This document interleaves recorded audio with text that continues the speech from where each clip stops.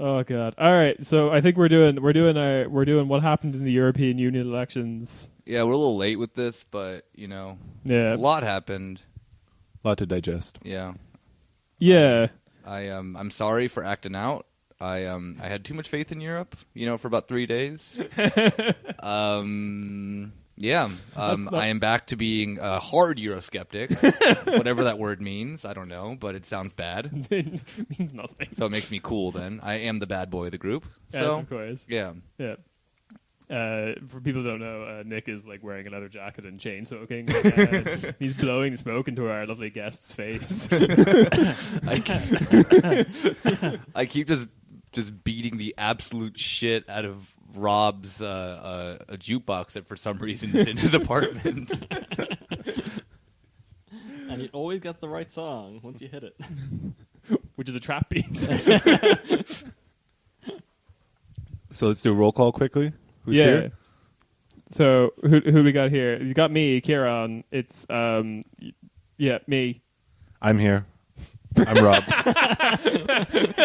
You should already know my voice. So You did the one thing you're not meant to do. The Europeans can't tell you to apart. That's fine. Rob almost had me spit out my mate that I just drank. And it's your boy Nick. I'm here, and I'm ready to get down with some European politics. Woo! Woo! And we have a special guest with us from the sister podcast previously in Europe. I wouldn't say that. Fine, our gay lover podcast. I don't know what to. Our stepsister I take that. podcast. That's pretty Okay, good. yeah. Stepsister podcast. There we go. On a podcast me and Kieran did like many years ago, I used to open it. Kieran would open it with like, "I'm Kieran," and I would say, "I'm not Kieran," because we used to get complaints that our voices were too similar. Some Rob energy right there. Then, good job, fucking idiot. Yeah. So that's Hugh, by the way, for anyone. Hello. Yes, we didn't say your name. Oh yeah. Well, who cares? I'm also here. Yeah. And we're going to talk about the EU election results, which I think we've also like slightly recovered a little bit because we've recorded an episode since then. You were just upset, Nick. Oh, yes and no. Okay. Because this was, I was doing too much Europe. I was sitting, just doing rails and rails of Europe, one after another, just too high on it. And you were catching me in like my come down phase. Yeah. And now I'm here. I'm sober. I'm ready to accept that. Like I said, Europe is trash. It is our trash. It sucks. And I don't expect any left wing change to happen on a European parliamentary level. That is just stupid. I was being dumb. I was being foolish. Forgive me for my previous behavior, but Yeah. I'm over it now. It's your trash. You live in it, and it's time to roll around in it with words. Yeah, exactly. All right. I just want to say that on our podcast, we cover this in far less detail. I know, right? In far less time. Yeah, well, welcome to Corner Shop 90-minute discussion Marxist hour. This is what the podcast is. All right, so the general first point is like the Greens and the Green Wave thing. Yeah. I still have a very strong opinion about this, especially in Germany. But yeah, I guess the caveat we have to say to a lot of the users is that like the Greens across all of Europe are a bit of a mixed bag. Yeah, but in the same way that like the EPP are more homogenous, but the like S&D members are very different between countries, and like the Nordic Green Left countries, or Nordic Green Left Alliance parties also vary a bit. Like less so, but the Greens are kind of more of a mixed bag. But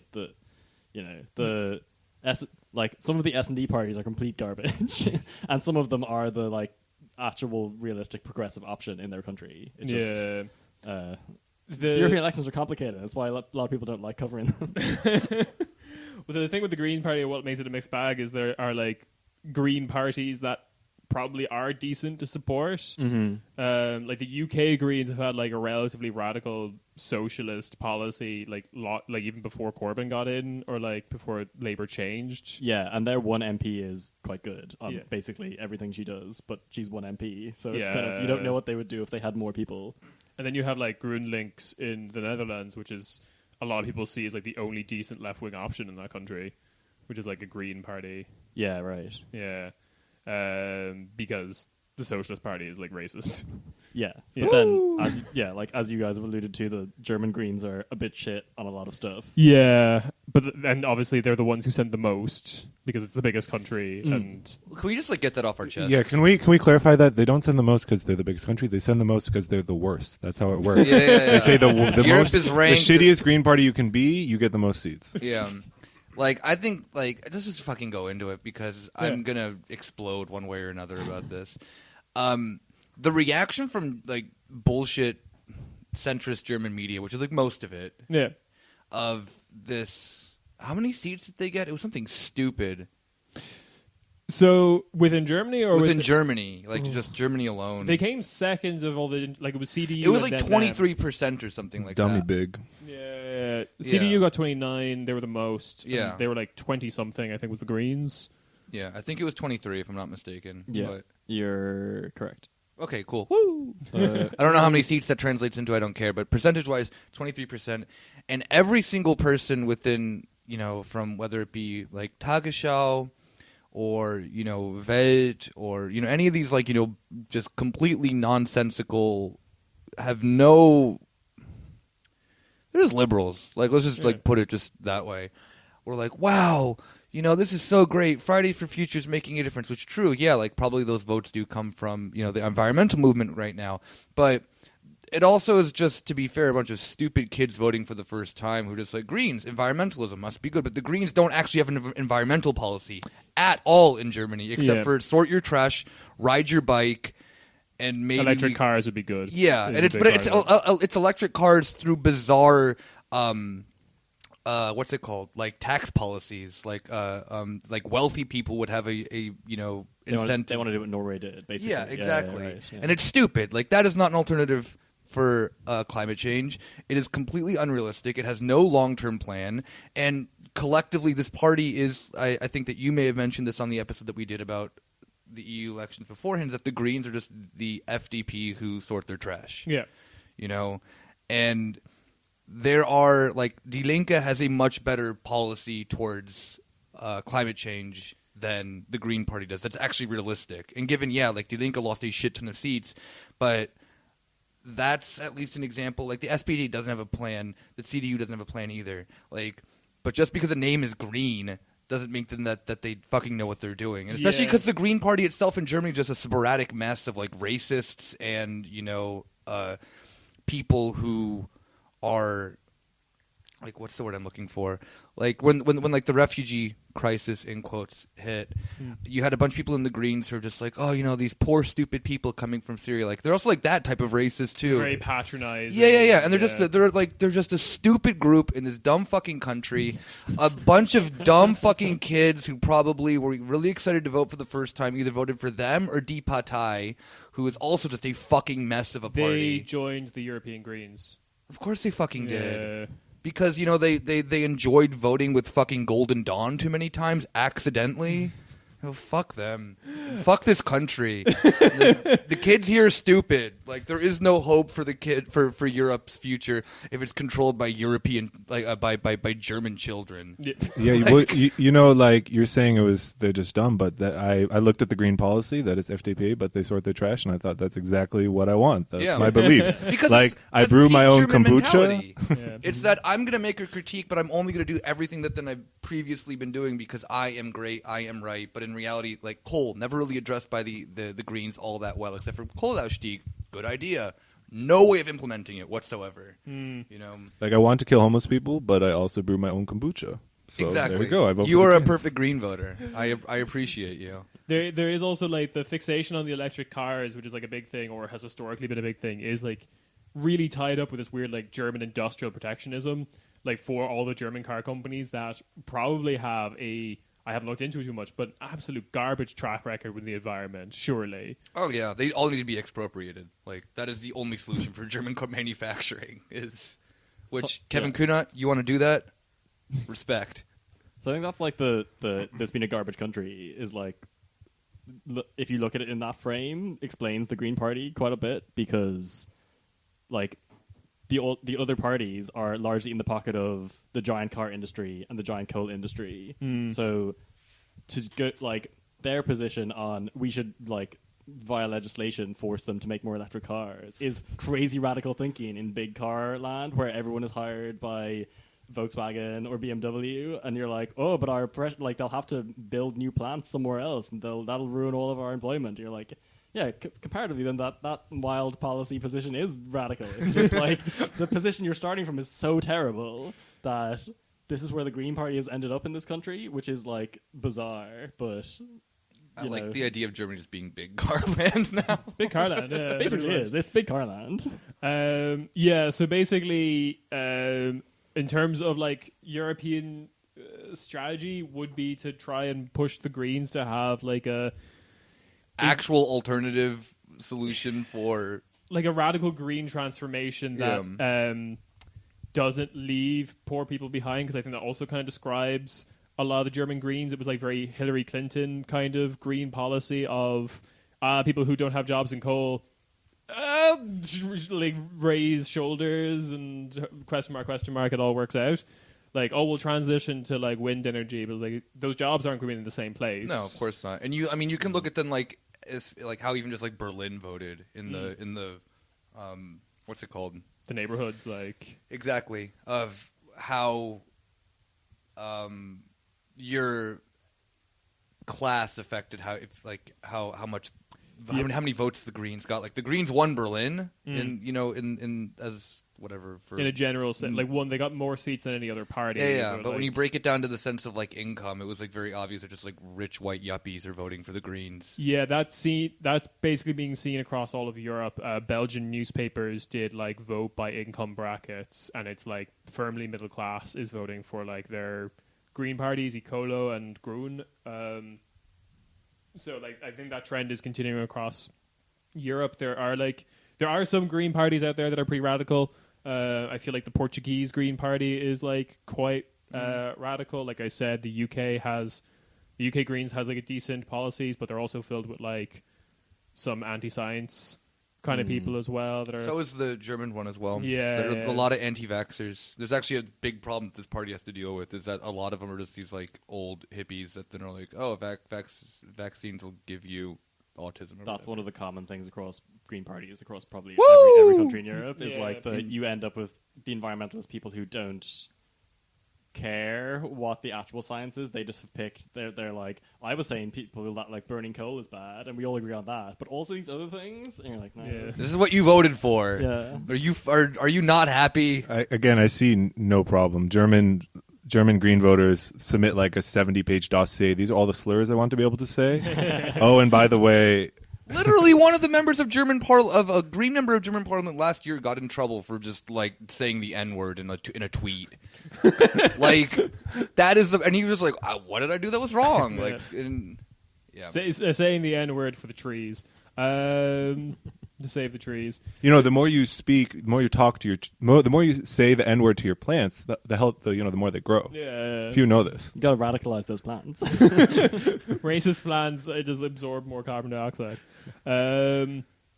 So the other, like, I think we're pointing out that I think the German Greens are the most right-wing Greens, like, across Europe.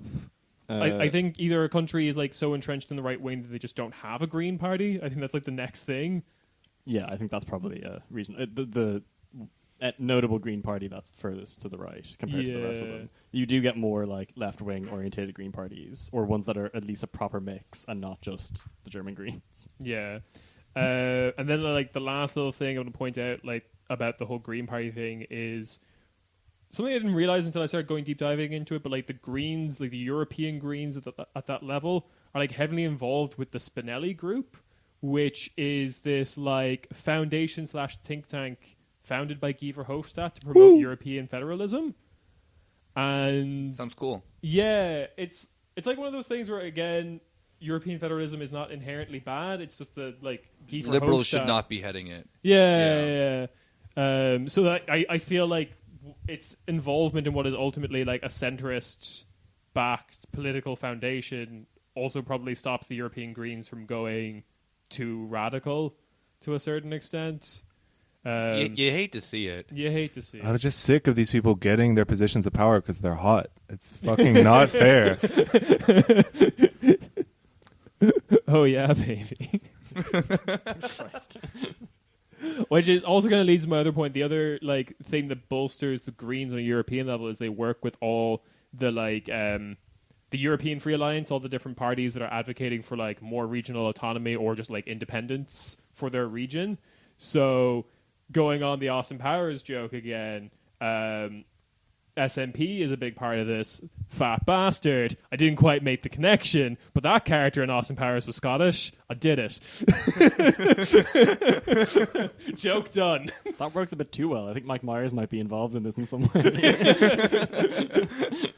Mike Myers is a Spinelli of the Spinelli group, but it's just him doing a terrible Italian accent. With like recess style pigtails. Yeah. For the Spinelli character. Yeah, okay. And then the other kind of like big takeaway to talk about is like the various right wing parties did surge. Like Yeah. yeah. But that is semi-contained in Italy. Yes. Like a large chunk of their growth is just the Lega. Lega. Yeah. We need to keep calling them Lega Nord because people need to remember that they're North Italy supremacists. and they're not like the wacky right wing party in Italy. They're like the south of Italy are bad. The south of Italy is trash and subhuman. Yes. Yeah. There is like the whole line that the surge wasn't as high as predicted, kind of thing, and I kind of agree with some people who've said that. But that's like, I mean, that's a low bar of optimism. Step 3, bargaining. Yeah. A lot of analysis came out of a lot of these parties, though, and why they all became pro-European, which I think is very interesting. Mainly to do with Lega, because they were Lega Nord, and they were basically doing this on an Italian level before they started doing it at a European level, which is... So the basic consensus is that all these parties get funded by like members of the like French ascendancy, British ascendancy, Italian ascendancy, that are afraid, that have this like paranoia that if Europe keeps centralizing, there won't be a French, Italian, British ascendancy. There will be now an even more centralized European ascendancy, which, to be fair, that's probably what would happen. But their fear is that they aren't able to like run with the big boys kind of thing, which is like very true of things like in the UK, where like Dyson was one of the big backers of like Brexit, because Dyson vacuum cleaner is like this weird thing where they like... So James Dyson likes to make lots of promises about the efficiency of his equipment that then the EU will disprove in a very simple test and say that it's much less efficient than existing products on the market. I mean, his commercials are very convincing in the US. I don't know if this is the same commercials here. It's the same stuff here. Okay, cool, yeah, because it's always like just the most batshit insane, like, I made a vacuum cleaner that can, I don't know, something just completely like mundane, but then it's like a man with a British accent telling you it, so it's like, must be true. Must be true. Like, he did this whole like marketing thing of like, we're going to be the prestige brand of vacuum cleaner. We're going to be what do you call it? Like status vacuum cleaner as a status symbol. It is exactly which that. Is like, yeah. Which, now that you say that in retrospect, that was weird and a stupid. Like, everyone just wants a good functioning vacuum cleaner, and then you put it away. Yeah. You don't like. No. You want to have it. You have it out. Like they even had the one. There was even the one Dyson vacuum that you could like hang on your wall. Yeah. Actually, that's the thing. He like wanted to be Apple computers, but for fucking vacuum cleaners. And the thing that's so funny too is that then, exactly with the European regulations for efficiency, Dyson vacuum cleaners get like a D and an F on like every single thing. Well, this is his paranoia. He can't compete with like the German and Italian vacuum cleaner manufacturers who just like fucking slay. The way the suction is better on their vacuum cleaners is they use more electricity, which the other companies were explicitly told they weren't allowed to do, and then he's angry that people are telling him the rules that already existed. Yeah, but there was a good investigative journalism, because this is effectively what like Lega Nord had been doing within Italy. They'd like gotten the support making inefficient vacuum cleaners in a sense. The business, like the rich people of North Italy who were like afraid of like an ascendant south or the possibility that there might be like more competition were like supporting Lega Nord to like basically keep the status quo rather than actually succeed, like have Northern Italy separate from the rest of Italy. Rather than doing that, they just wanted like their like weird entrenchment to make sure that they would never actually get any competition. And now that's what's happening on like a European country level. This seems like a reoccurring trend with fascism. Call me crazy, but also for our listeners who cannot see Rob, he is in a hammock just swaying back and forth, and it's quite pleasant. Just absorbing all this nonsense. Yeah. Picking my spots. He's in like a cocoon. So the other like the concern I had with this European election, I think I said in the other episode, was not like the growth of these parties necessarily, but their like consolidation.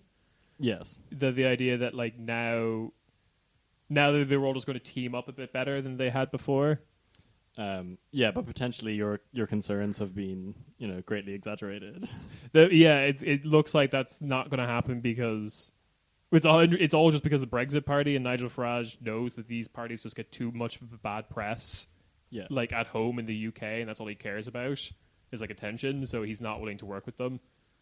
So is Brexit making their own like grouping then, or what? I don't think they have the numbers to make their own grouping. They're just not going to. So their plan is to resurrect the EFDD in some form, and to try and cobble together enough parties.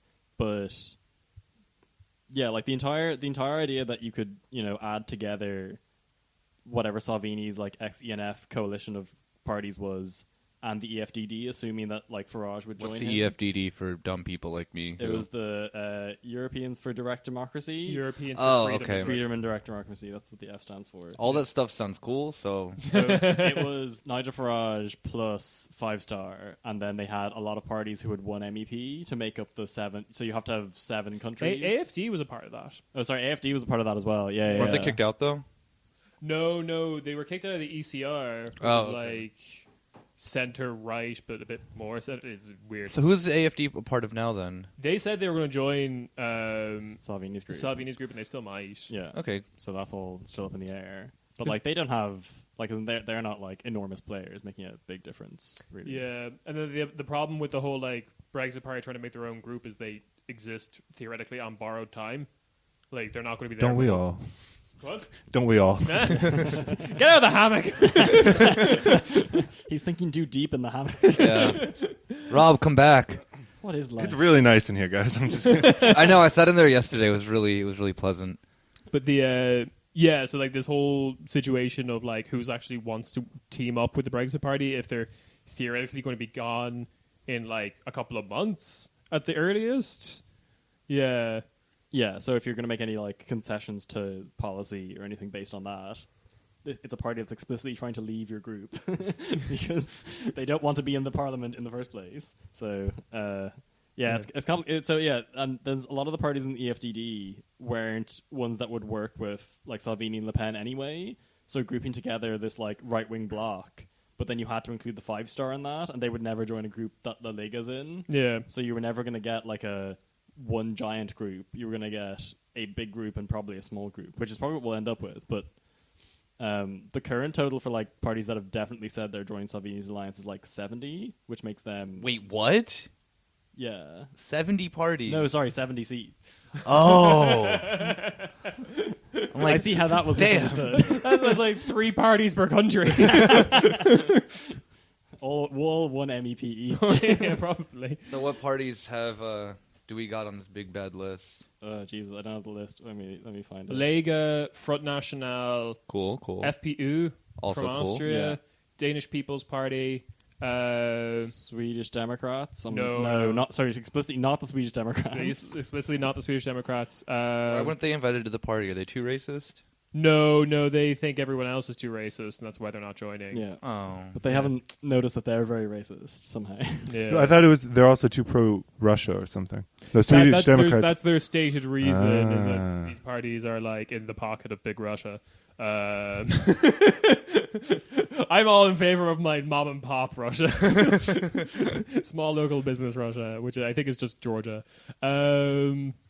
Yeah, so like that's like one of the members I can remember off the top of my head. AFD is probably going to join them because AFD were like they've just been sliding consistently more and more right, and like the groups they've been a part of reflect that. Did you say PVV as well? Geert Wilders' party. Oh yeah, but they're no longer the like big right wing. Yeah, but they might, as in like the new right wing party might join based on. Oh, FED. I think they're gunning for ECR.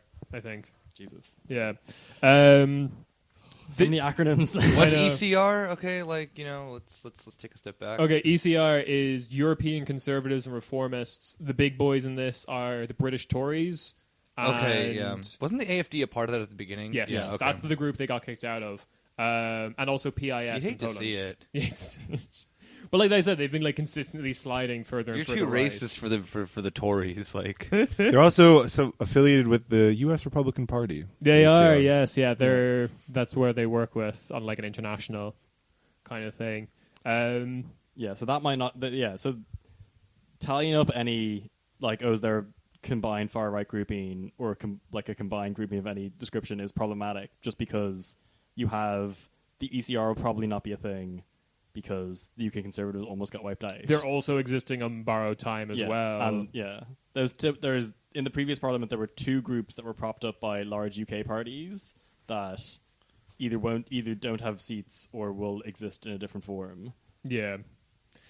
So that's like the weird shit that's going on there. Although the PIS is now probably strong enough to carry the ECR by themselves, especially if they get like a bunch of new parties. And then it just becomes the piss party. Propped up by piss. There is still like weird other divisions within Salvini's group that like they don't really like talking about, but it would be a good way to attack them, which is fash parties in the south are in favor of like actually redistributing refugees. They're basically both of these groups are in favor of not having refugees in their country, naturally enough. But like the strategy to do that is different because the South have the refugees and they want them gone, whereas the North don't have the refugees and would like things to stay that way, kind of thing. So that's at odds with each other. And most of the North spread the refugees around, which is the centrist opinion. And most of the North far right parties also don't want to pay for any like things that would actually prevent refugees or give any money for border control stuff because they're like, well, it's not our problem. That kind of leads into the next like division or contradiction within this group is that the fashion in the North are in favor of that, like way more in favor of the austerity politics of just like limited spending, whereas the fashion in the North are in favor of like increased government spending, like for their projects, basically. Damn, this is like kind of conflicting because there's cool things about both of them. I don't know who to give my vote to. Wait, the fashion in the South or which one? The fashion in the South are more in favor of like increased government spending, and the fashion in the North are more in favor of austerity politics. You said it backwards originally. Oh, did I? Yeah. I think you just said North twice, but cut it. Yeah. Oh, sorry. No, I'm gonna leave it in. Like, but like that basically makes sense because the North countries are the rich ones and they want to keep their money. Exactly. And the South ones want to like try and spend their way out of the fucking crippling debt that they're in, which is, I think, also the left's prescription for like what they kind of need to do. Yeah. Well, that just goes down like the reason why all these parties are so. I think we've had this discussion too about Italy or maybe Greece or something like that. Is that the left has just been so absent from a lot of the effects of austerity within a lot of these southern European countries, except for maybe like Portugal. Yeah. But it was about Greece we were talking about with the sense of like the food drives and stuff like that. How that's been a big thing for like Golden Dawn to become. Oh yeah, they go around actually like providing. Yeah. And a lot of the fash parties in the South do that for Casa. Even though Casa Pound has no influence, and also that they have their very bizarre like police that just will go on the beach and just beat people up. One of the things that they were doing to then increase support was to create this network of like safety nets for people, and I think some of the other parties in Italy have also sort of adopting that. Yeah, and that's like something that like, and that was an old communist tactic, which was one of the largest parties. Like the PCI was one of the largest communist movements in all of Europe. So I think the left has successfully managed to do that in Spain and Portugal, But like, yeah, that has been adopted by the right. And the other thing that you get in these elections, or like when we did the pre-thing, is the amount of countries that don't have like even a substantial left-wing force, but not like in the typical like, oh yeah, okay, Eastern Europe's fucked kind of way. But there are countries that you are like, Austria doesn't have like a decent left-wing force, and that is like somewhat surprising. Netherlands doesn't. Does Germany? Yeah, okay, but like Germany at least has Die Linke. There isn't even an equivalent of that in that has that much support. And again, the Netherlands is the same. Okay, yeah. And that's kind of like these weird situations. But yeah, that's the kind of like broad stroke of it. The I guess the like benefit from the other big takeaway, I guess, would be that like traditional or center parties have kind of collapsed across the continent. Not like center as in we are the centrists, but like the CDU in Germany and stuff, yes. or the EPP. What I think would be a better description would be like the established parties or establishment parties. Yeah. That was like a consistent trend across all of Europe. That like, yeah, like every country effectively has their like two parties that constantly swing back and forth of being in control of government, and they all kind of like performed really badly. With the caveat that in some countries they're like establishment and ruling parties are members of ALDE, so and they often like gain seats or remain steady, whereas the big parties in the big countries that were either S&D or EPP members lost like massively seats. Yeah, ALDE is the other thing we have to talk about, is that they like ALDE plus Renaissance, like Macron's group. They haven't fixed on the branding yet. They did well, but like that's mostly due to Macron most of all, and then second of all is like that new center party in Czech Republic that represents the new like prime minister they have. But now there's like now there's like 10,000 strong. About to protests. say that he's gonna probably not be there for much longer. Yeah, but what's his name, Babiš or whatever? Babiš, yeah. But that came like just after the election. Yeah. But like what, like the biggest protests in the Czech Republic since the fucking Prague Spring. Yeah. Yeah. He's the one who then was like very much like, I'm a businessman kind of guy. I'm gonna run the country like a business, and that always works. There is never ever problems with people who have politics like that. We covered him previously in Europe, and like one of the things you pointed out was just everyone's like, oh, he's like Czech Republic's Trump, but you're like, actually no, he's a successful businessman. Yeah. he's like Czech Republic's Michael Bloomberg. It might be a good way to. Yeah, I think that's probably it. Like the thing that he might be getting one of the big parts of his scandal is that one of his businesses applied like possibly illegitimately for EU money and then weren't using it correctly, but it was like an otherwise legitimate business that didn't have like, it wasn't just a house of cards that was propped up by his name. It was like a business that did things. Right, yeah. To make You're saying that real estate's not a real business. Come on. And then the left in general lost seats as well, and the analysis I've seen of that has been because they didn't convey that they had like a European policy or like a green policy like on the ground. Seems to be like, yeah, at least in Germany, it of the posters and shit that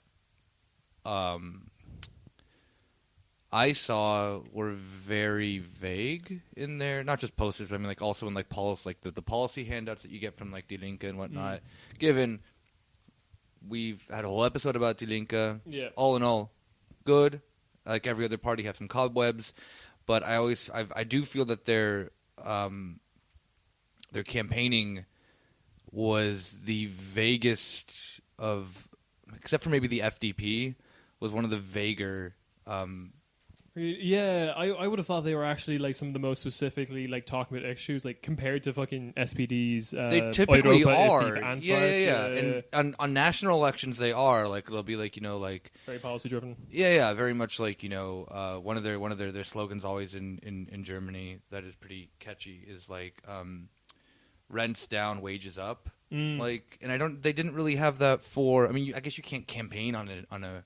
You totally can actually with a European minimum wage. Yep. Which is something that they're for, but just like didn't really like. So this is basically it. I would say is that like it didn't come across to the various constituencies of Europe that they had a European strategy. Yeah. I'd say that's what I would say about like every Die Linke poster that was around Berlin. It was all German-based stuff. Yeah. And yeah, a lot of people don't necessarily care about like actual European issues, and they'll always see it through a national lens, but you still have to relate it back to Europe somewhat. And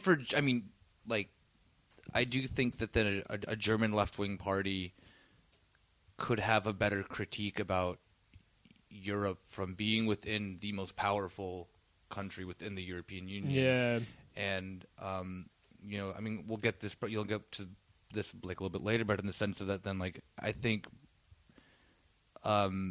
Germany's having the discussion right now if they want to like the EPP and the conservatives and whatnot are having the discussion if they want the head of parliament or if they're just going to campaign to have what's his name? Weber? Huh? No, the head of the ECB. Oh. They want him because Germany wants him out. Draghi. Yeah, Draghi. Yeah. So there's kind of a discussion right now within the conservatives of which one is more beneficial for Germany. Which the ECB, if Germany controlled it, would be fucking disastrous for Europe. Like, and it's an 8-year term as well. So like it's at least 3 additional years than what you get for the Commission. Which I mean, like Manfred Weber is just a fucking idiot who. Easily replaceable by any other person within the EPP. Yeah. Where you have, I forget who the former head of the Bundesbank is, who's a member of the CDU. Merkel's really pushing for him to then get this position, which, you thought austerity was bad before, it would be just as horrible with, that at the, like, I mean, Draghi's problematic, has all these other things, but the thing I would not want is a German CDU-backed head of the ECB.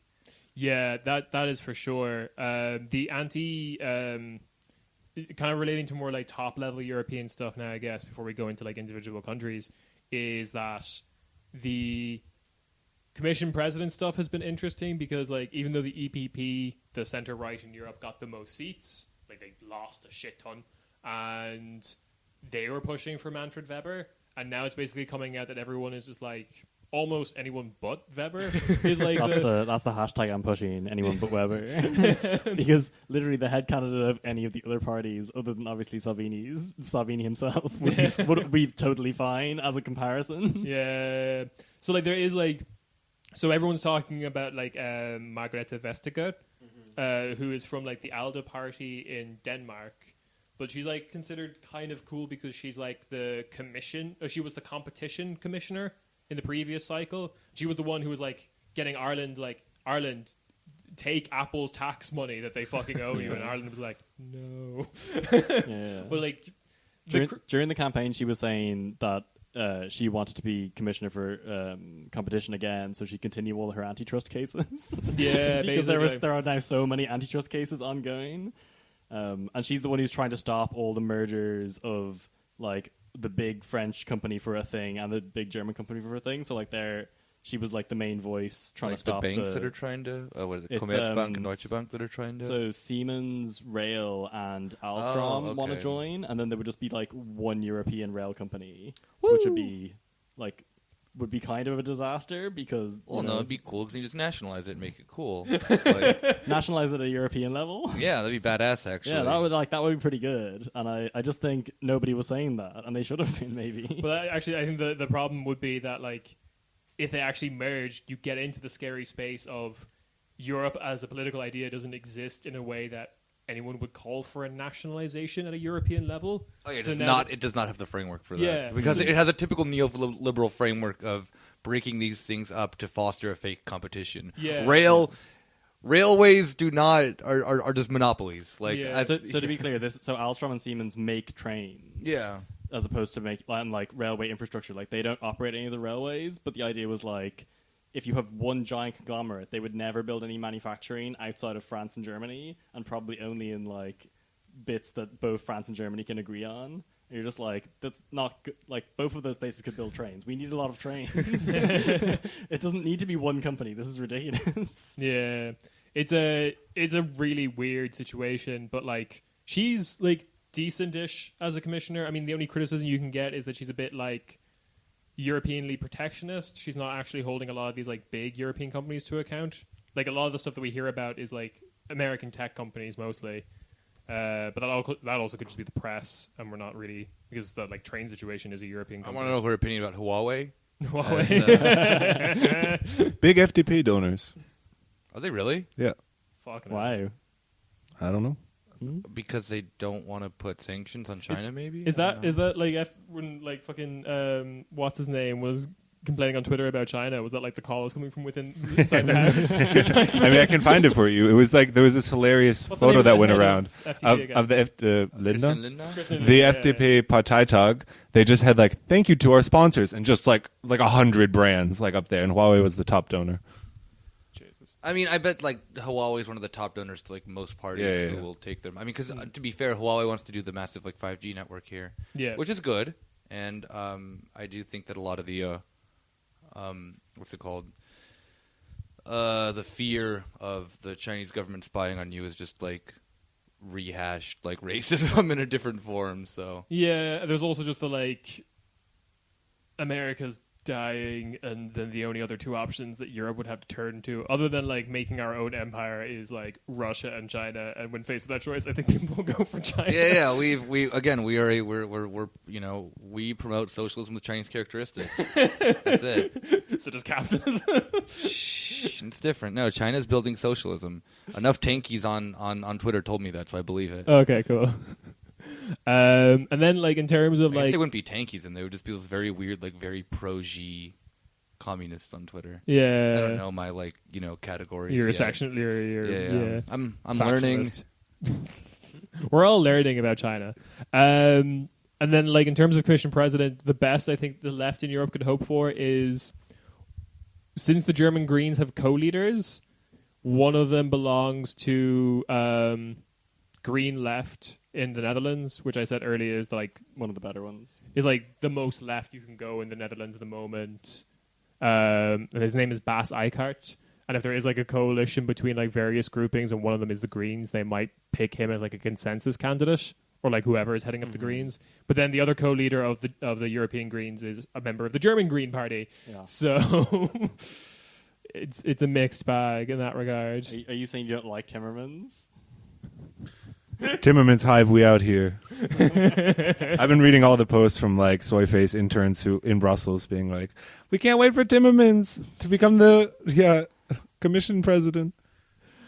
Timmermans would, I think, actually not be unlike Jean-Claude Juncker. He's like multilingual. He speaks like he's Dutch, but he speaks perfect English and perfect German. Just caked with sweat, wine drunk all the time.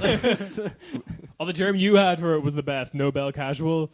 yeah. Where you just like go to a dinner party wearing your Nobel Peace Prize around your neck. We're gonna get into Juncker later. I mean, in the other episode that you'll probably listen to after this one. Yeah, it's just I just love his quotes. Yeah. Juncker is weird. Like it is just like flip flopping between just like mind-numbingly boring, and then like he does this like one weird thing where he just like punched a guy out or something. And he's like, Marx was cool. I'm a Marxist, can't you tell? Aren't you in the EPP? And in Luxembourg, that does not matter. I like he just starts lecturing to this like weird Belgian reporter for Le Soir, just been like talking for hours about entryism. Yeah, Timmermans seems like in a similar way in that he just seems very well read on just a lot of things. And anytime in the debates, Weber would say something like that he was trying to cover up being racist about, and Timmermans would immediately call him on it. And it doesn't really happen otherwise. With like if you ended up with just any of the current high up EPP people, Yeah. it would be a lot worse, even though they're not necessarily politically that far away. Yeah, we really prepared for this episode because we got Hugh, one of 10 people who watched the debates, in the room. So we did our homework. When I was watching them live on Euronews' YouTube feed, I was like, there are under 1,000 people watching this. I think the production staff might be a similar size to their audience, and the YouTube chat was literally just all neo-Nazi people. Yeah. There was the only people watching it were people interested in kind of, oh, Weber's not saying all the anti-Semitic things I hoped he would. All right. right. I think he's just gonna say that because he's German, or like what? Like No, they all like this is the thing. People on the right, they always think that like any remotely right wing people are on their side. Yeah, they're like, oh, in public, obviously they have to say this, but really, we know they think this. Yeah. has Based on- Trump like changed that, because that's kind of like the American white nationalist thing of like, oh yeah, Trump said this. Actually, he meant I don't know, something. Murder all the Polish people. Yeah, exactly. I'm a very specific type of American Nazi where I'm against the Poles. And I also think it's kind of funny because like one of the few groups that then Trump has lost a lot of support from has just been open white nationalists in the United States, because they realize that they're the code talking of Trump of that he was gonna decimate Ukraine or whatever was not going to happen, and that he's just as a bumbling idiot. Like with Weber, it makes more sense because he's a member of the CSU. So if you look at his parent party, you're like, oh, they're the conservative part of the conservatives in Germany. Yeah. But the CSU is also like even weirder because they're not. They're always like they just kind of had such a monopoly in their area that their politics are, up until very recently, have not been as right wing as I would say even like some members of the CDU. Mm-hmm. So they're kind of a mixed bunch. Like, yeah, you have Horst Seehofer, who's like borderline AFD sometimes, but on like domestic policy, they're a little bit harder to pinpoint within like the individual people within. Because they basically just had a monopoly within their little fiefdom. So So like everyone joins. Everyone it if they want joins it. kind of Yeah. power. The CSU has like in their party office they have like a cabinet with the glass, and it says like break if like threatened even slightly, and just inside's like the protocols of the elders of Zion. Yeah, but like I think the other way you can also look at it is like Weber isn't the CSU, and then before the rise of the AFD, which is relatively recently, he is part of the party that was considered the furthest right you could vote for in Germany. The CSU. Yeah. Yeah, but it's also like there's and that's kind of the interesting question with like why did Bavaria not have the slippage into the AFD? And it also hasn't been like economically affected like the other parts of Germany has, like Ruhrgebiet and the East and all that other kind of stuff. Yeah. It's a big car town. Exactly. Munich, big car land. So like there is, I also think too, there's like an economic aspect that you have to look at it. Like Bavaria is wealthy. They're not going to like the right wing party is comfortable there.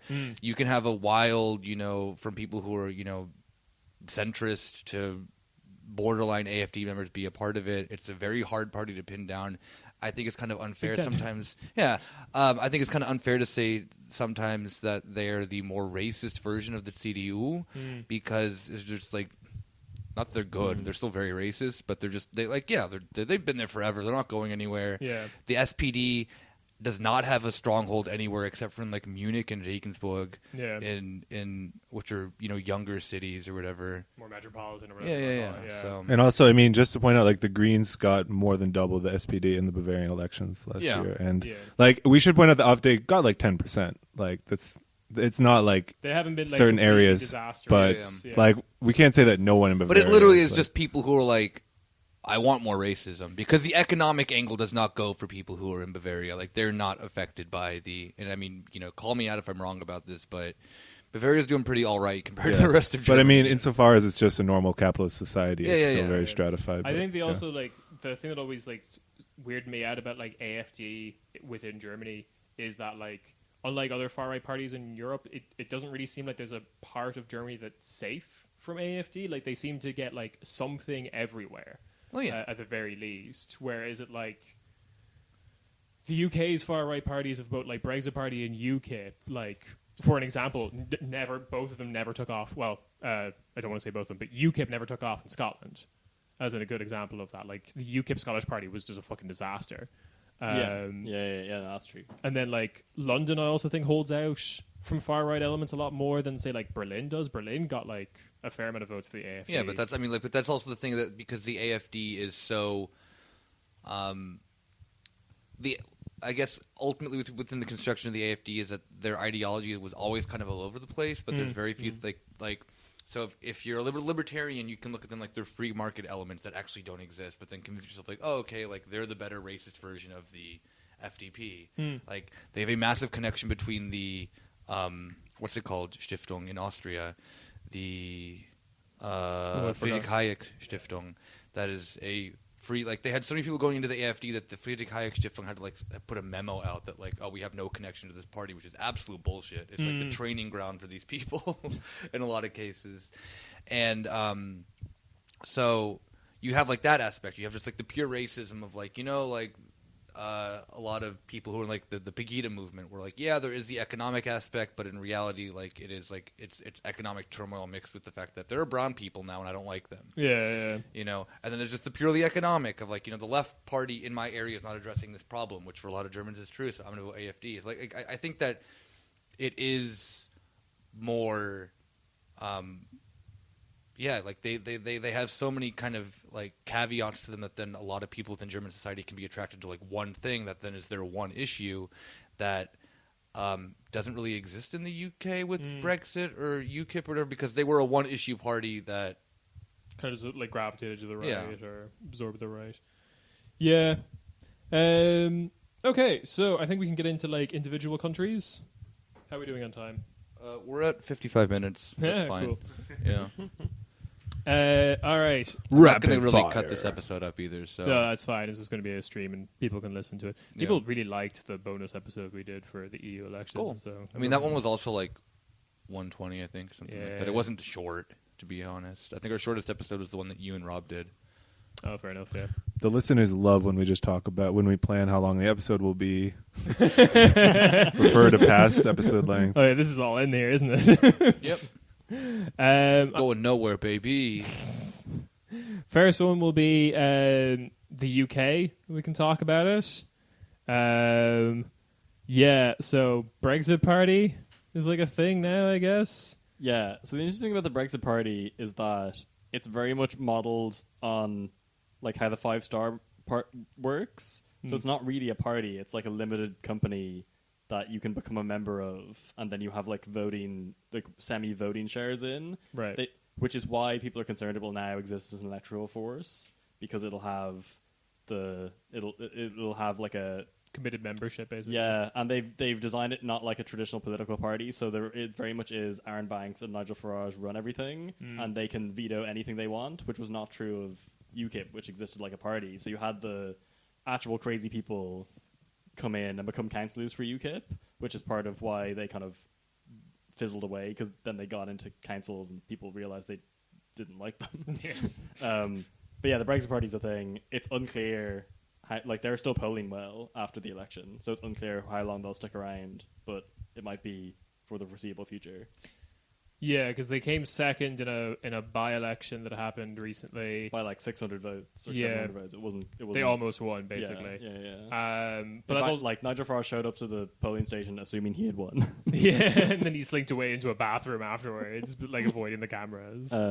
Yeah. So basically, like, the headline of that is that of the EU elections in the UK is that neither of the actual in a 2-party system, neither of the 2 parties came first or second.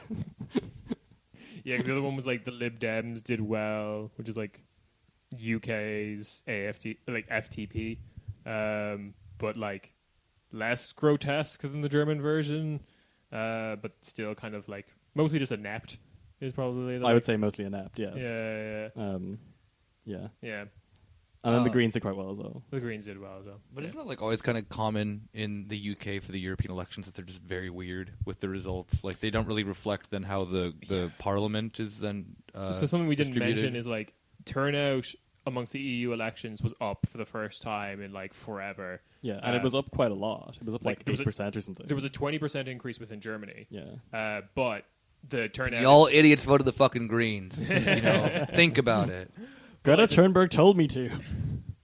The turnout in the UK was fucking abysmal. It was 37, which Yeah. is not unusual for a UK EU election, but it's everywhere else in the continent, not everywhere else, but like a lot of places had increased turnout, and the UK was kind of like a bit lower. Yeah, because like everyone was confused about whether they should vote in this because aren't we leaving and things. So it did like result in. I don't think these results are necessarily recreatable. Like if a general election were to happen, this is not a reflection of like what would happen in the UK. I don't want to say like completely like Brexit Party is still holding on, but I don't think like the Lib Dems are going to see this win translated anywhere else. Like a poll came out a couple of days ago with the Lib Dems just polling at 20%. Yeah, That's disgusting. Yeah. What is like? All right, I'm just like trying to imagine like what is your typical like Lib Dem voter like? Like I just imagine just a person with like no like features that you can like Slenderman. Yeah, no. Just like the most just generic, just like those English people. Just I don't know, like fade into the background. Yeah. Like so uninteresting, and they're just all like. I would say people who are interested in politics and are fans of Macron would be okay. a good I also imagine them benchmark like for- not very having like a very defined chin either. I don't know why. That seems like a feature that they would also all have. It's just these like I know people sunken in chins. People in podcast land can't see us, but this is a room of chins. Yeah, well defined chins. I like to define political party members by phrenology. But you know what I mean, though. Just these like milky looking, boring people who just have like very like, but are skinny Yeah. somehow too. I think you get a lot of like relatively progressive people who are just kind of don't like Corbyn.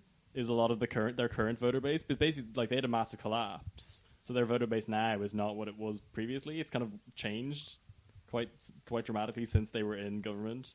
So it's kind of unclear who this 20% of people are. I think it's people who are don't like the way the Labour Party's gone. Again, Yeah. chinless men. I also think that like the methodology that's been adopted by some of these polling companies post EU election has gotten a bit like wild.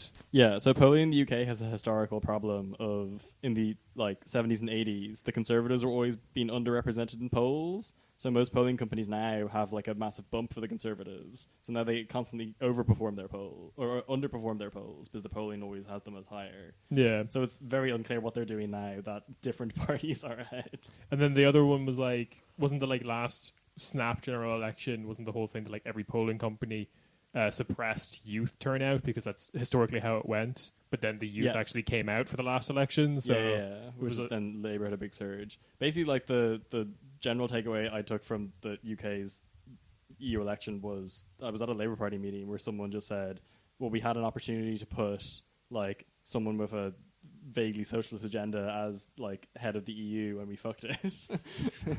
Whether we leave or not, this was our opportunity to have like one last bit of impact, and we didn't do anything with it. We just kind of sat around going, oh, well, I don't really want to get into our position on Brexit, but have you considered that we could push for some positive European stuff? And people were like, no, give us a fucking answer on on the one thing we care about.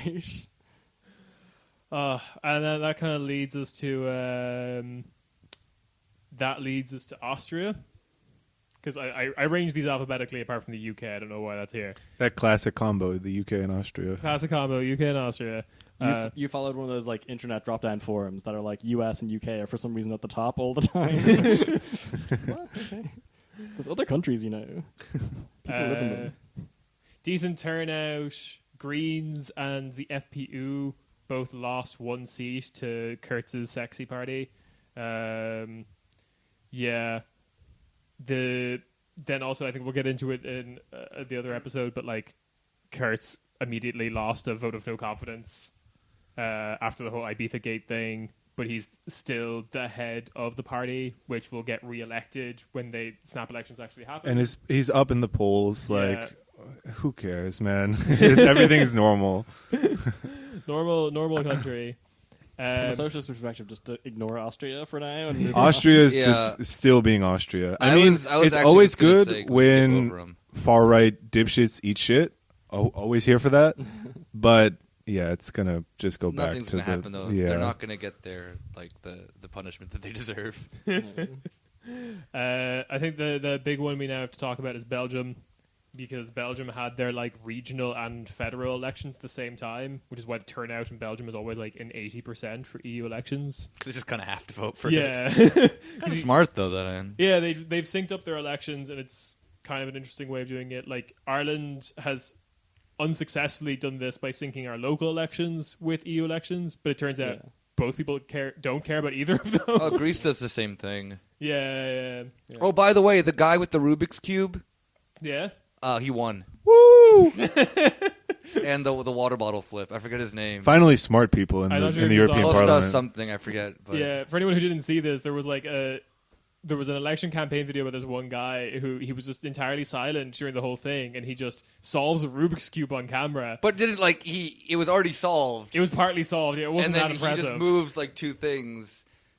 Yeah, it was energy that could never be replicated. But like staring into the camera Yeah. while doing it, and also he did a bottle flip and it landed yeah, while staring into the camera. yeah, he won his local election. I forget where it was. I think it was in like an area of like Rubik's Cube Thessaloniki factory part of of Greece. Yeah.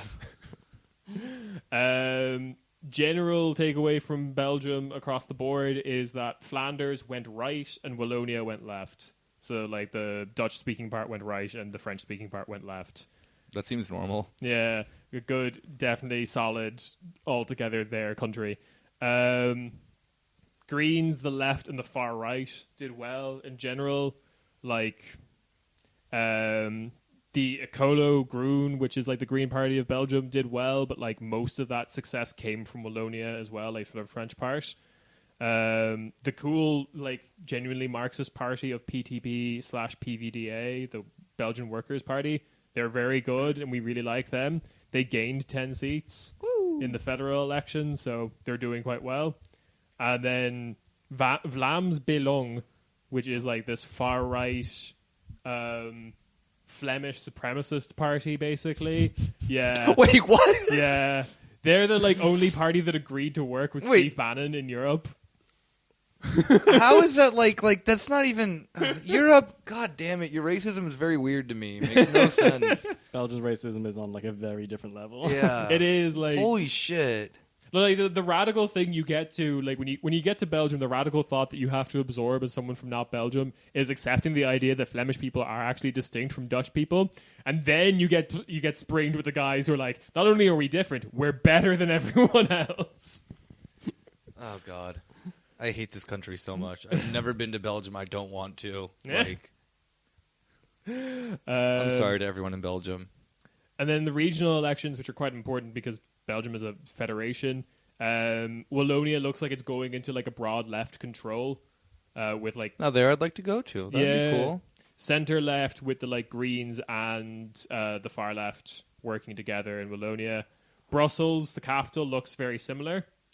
And then the fucking Vlaams Belang Flemish supremacist party are now like the kingmakers in Flanders. So like probably the traditional parties will have to work with them in some capacity. So Flanders is fucked. Okay, so just Flanders sucks then. Yeah. Okay, cool. Um, Rest of Belgium, then you're okay, I guess. and then there's the German-speaking region, but there's like 4 people there, so who gives a shit? And they just vote the Nazi party. They voted for the Greens, Okay. which is weird because like the French Green Party operates in the German-speaking region. It's Yeah, the German Belgians should really step up borrow from their Flanders neighbors and like step up their racism and be like I don't know, like Afrikaner in apartheid South Africa, being like, we have to control the native population with like, our German efficiency.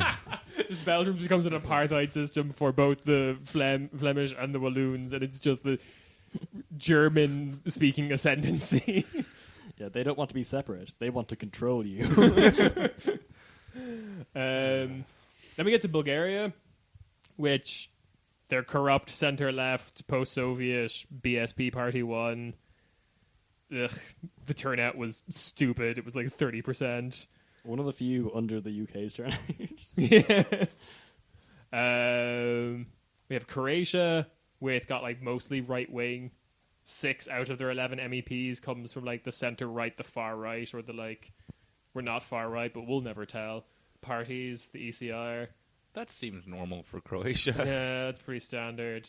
The rest of the seats went to ALDE and the center-left. And they had like a new party called Human Wall, which... Yes. Wait, what? They're like one of those... So to give context to this, I showed Rob and Nick like this one MEP candidate from Ireland who like had like a lot of policies that you guys thought were like pretty left wing Until we found out he was like massive anti-abortion, like Yeah. Catholic trad. Yeah, so like, but he's like, he has a history of like helping people who are getting like evicted. So that's like pretty cool. But then he's also like insane anti-vaxxer and like chemtrails person.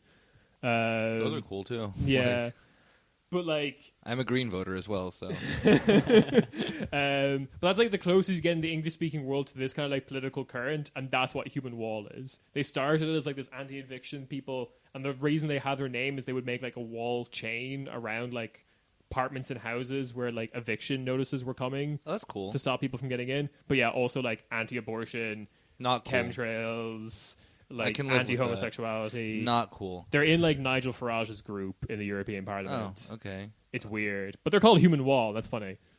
You only want to evict us because your chemicals didn't work to convince us to vote for you. Cyprus, everything stayed the same basically. Way to go, Cyprus, having a stable democratic system. Two seats for ACL, which is like the cool party that we like. 2 for Dizzy, which is the party we don't like. And 2 center left seats that are like they're nobodies. And that's the entirety of their seats. But Wait, like, I'm just very curious. Yeah. Does all of Cyprus get to vote in the European elections? No, I don't think so. no, they do. Oh, but like, do they in practice? No. And like, are there polling stations? So the thing is, like, yes, the Turkish part of Cyprus does actually get to vote. And it's like a weird thing where I don't think actually you're right. The material availability to actually vote is not necessarily super present. But they do find ways, especially I think it's like the closer you are to Nicosia, the easier it is for you as like a Turkish Cypriot.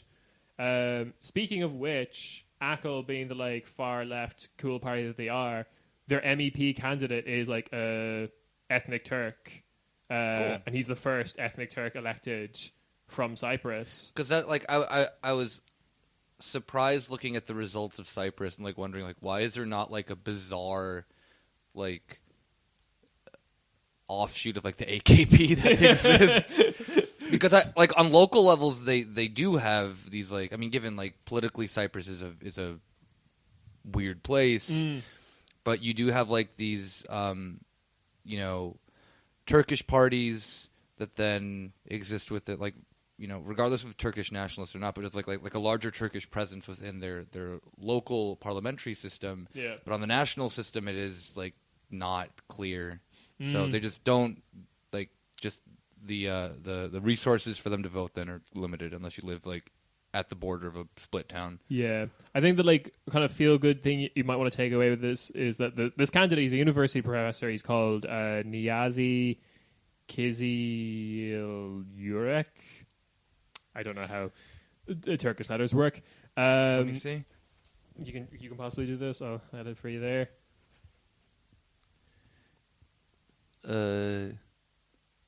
Niyazi Kizil-Yurek.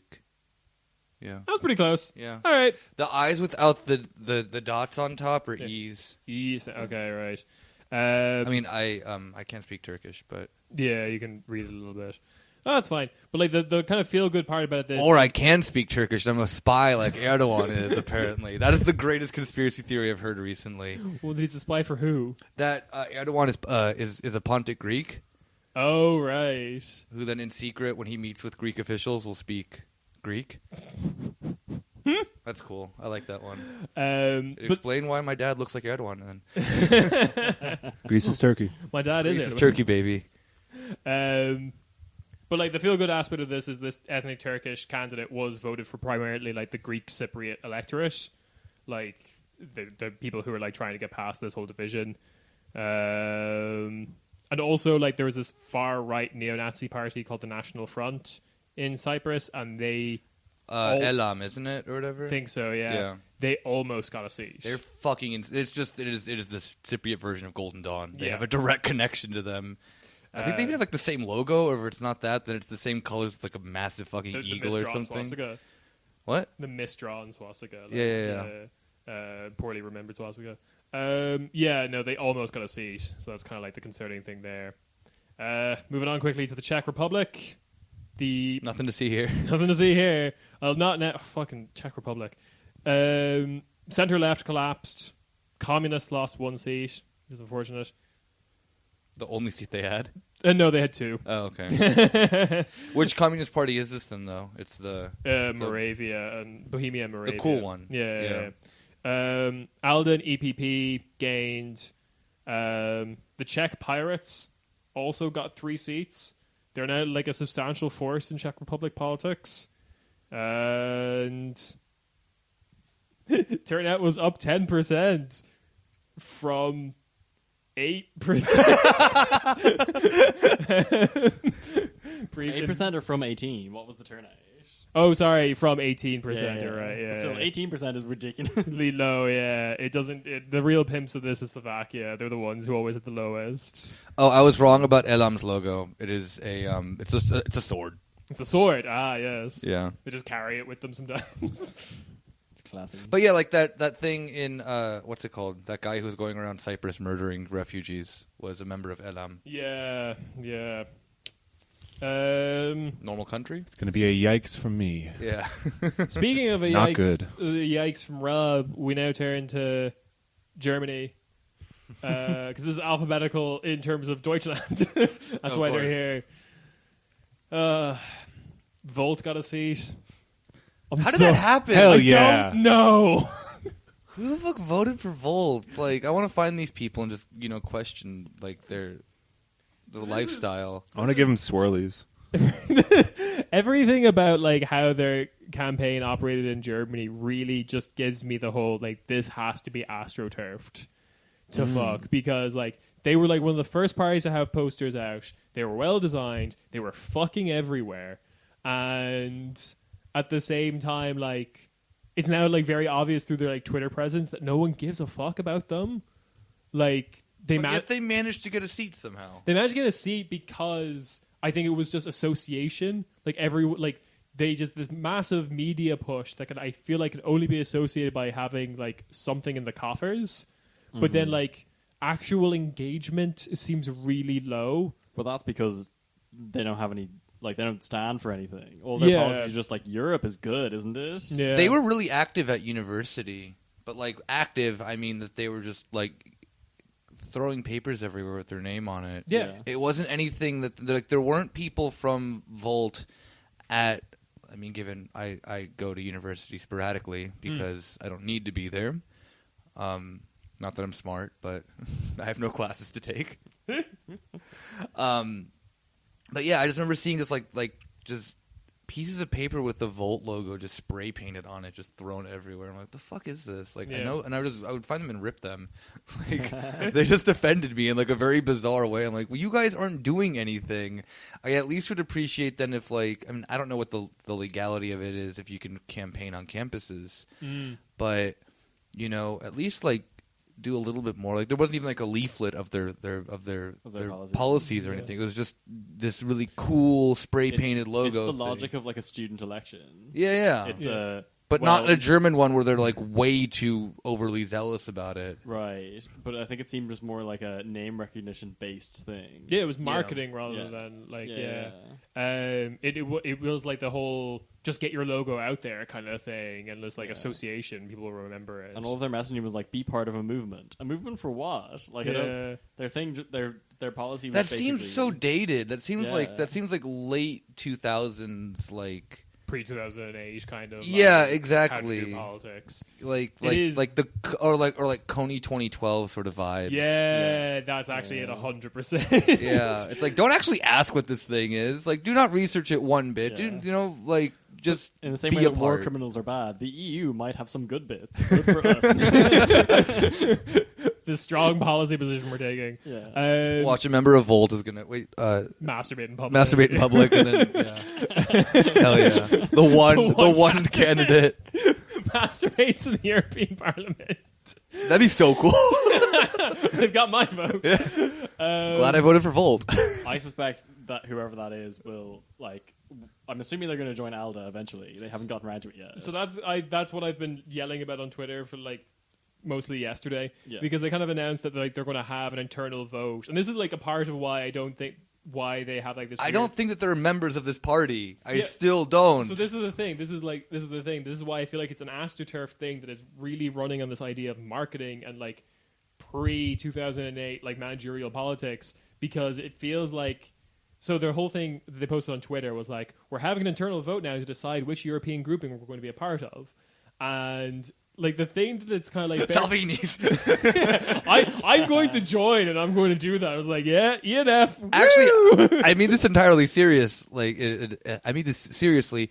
Kieran, you and I should go to a Volt meeting and just see, because I don't believe microdose. No, I do not believe that these exist. I do not believe it's a real thing. All they post in their social media photos of like Volt meetings in like Ireland, and it's like 3 people in a prefab in UCD, and it's like, oh, this is terrible. But okay, so this is the thing, that they're having this internal vote about which European grouping to join, and the thing that's buried within the like reading between the lines is like, it will take us a week because we have so few members and they are not engaged. So we have to leave the voting open for a fucking week. Let's see how many members I'm gonna just quickly. Oh, they like I'm pretty sure I get more likes and retweets than they do. Volt. No, that is the. But do you have a seat in European Parliament? This is the Didn't thing. think so. So the thing is that I'm probably angrier about this, mostly because DM25 didn't get a seat. Again, even like their membership number seems completely fake. 40,000. Well, yeah, everything. But that's they operate in every European country. Is that their membership for Germany or their membership overall? Because 40,000 then is Their not headquarters large. is also in Luxembourg. Like, Yeah. what is a more fucking, What's more dodge than that? Yeah. for tax reasons. Yeah. But that's the thing, like, 'cause a lot, everything. No, see, the thing that's fucking pissing me off about these guys is they're not big enough for like any decent investigative journalist to go and figure out what the fuck's happening here.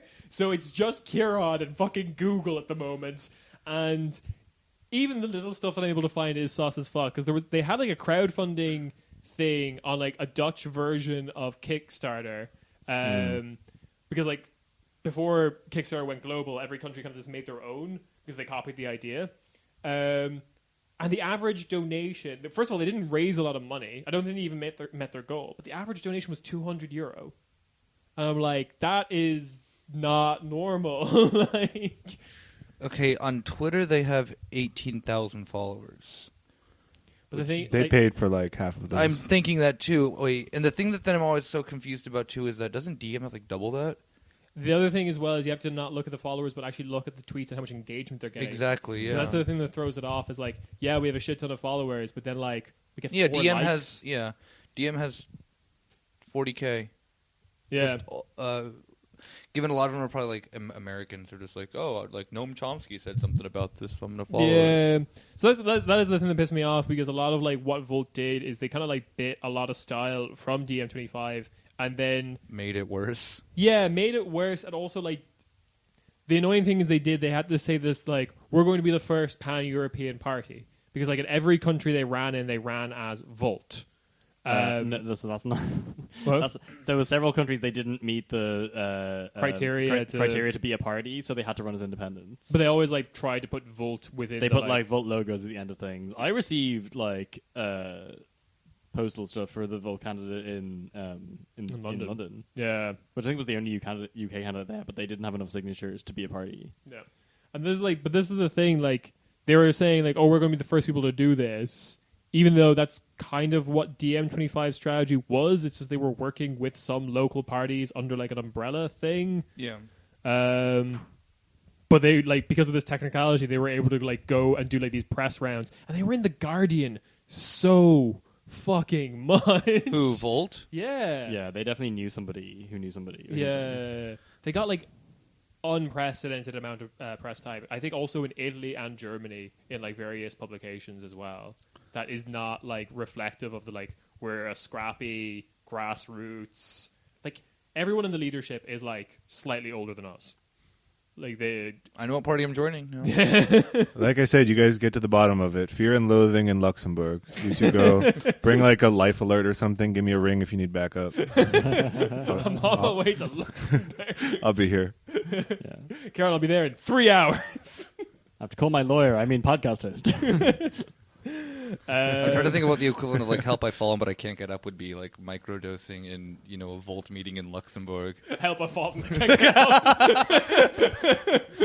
I actually honestly think if there is one in Berlin, which I'm assuming if they have an MEP, they probably will. would. It's probably a person from like Prenzlauer Berg or something like that. I think you should honestly. I think you should go and try and figure out how their internal structure works. Okay, I'm gonna go do the Laura Loomer thing where I just like harass them with my camera phone. Why did I just call it a camera phone? My phone. Chain yourself to the door. Of No, the Laura Loomer thing is to call it a camera phone. Okay, cool. Yeah, like I'd be very interested in that, and also for anyone, because we have like a fair amount of German listeners and people who engage with us in the Discord. And If you're a member of Volt, think about what you've done. yeah, Why are you listening to us? but like because we have a fair amount of German listeners, and if you know us like on Twitter or in the Discord group, reach out to us, because I suspect they didn't campaign anywhere else other than Berlin. I thought they did this whole thing of. I think, but I don't have any evidence of this, that they thought their strategy was like push hard in Berlin. There's enough of a force within Berlin to like actually maybe get a seat. But You can pull up what they polled, or not what they polled, what the that's a good point. All right, I'll look into that myself. But like that whole thing is just like Volt's weird, and I don't like them. Now actually getting into the other parties, fucking AfD, Die Partei, FDP, and the Greens grew with major losses with the CDU and SPD, and Die Linke losing one seat. So major loss, but like one seat for Die Linke, and the MEP is like a major loss because they had like 9 to begin with. They had like 6%, and now they have 5. Yeah. The fucking other parties that got in were UDP, the like ecological conservative party, which A friend of mine voted for them. I have no idea why. He just like they put in the work. The posters are the posters are still fucking everywhere. They don't have the money to take them down. His logic behind if you want to troll people, you can. That's illegal. You can just mass report them, Volt or whatever. Because they have to take them down. Oh shit. Yeah.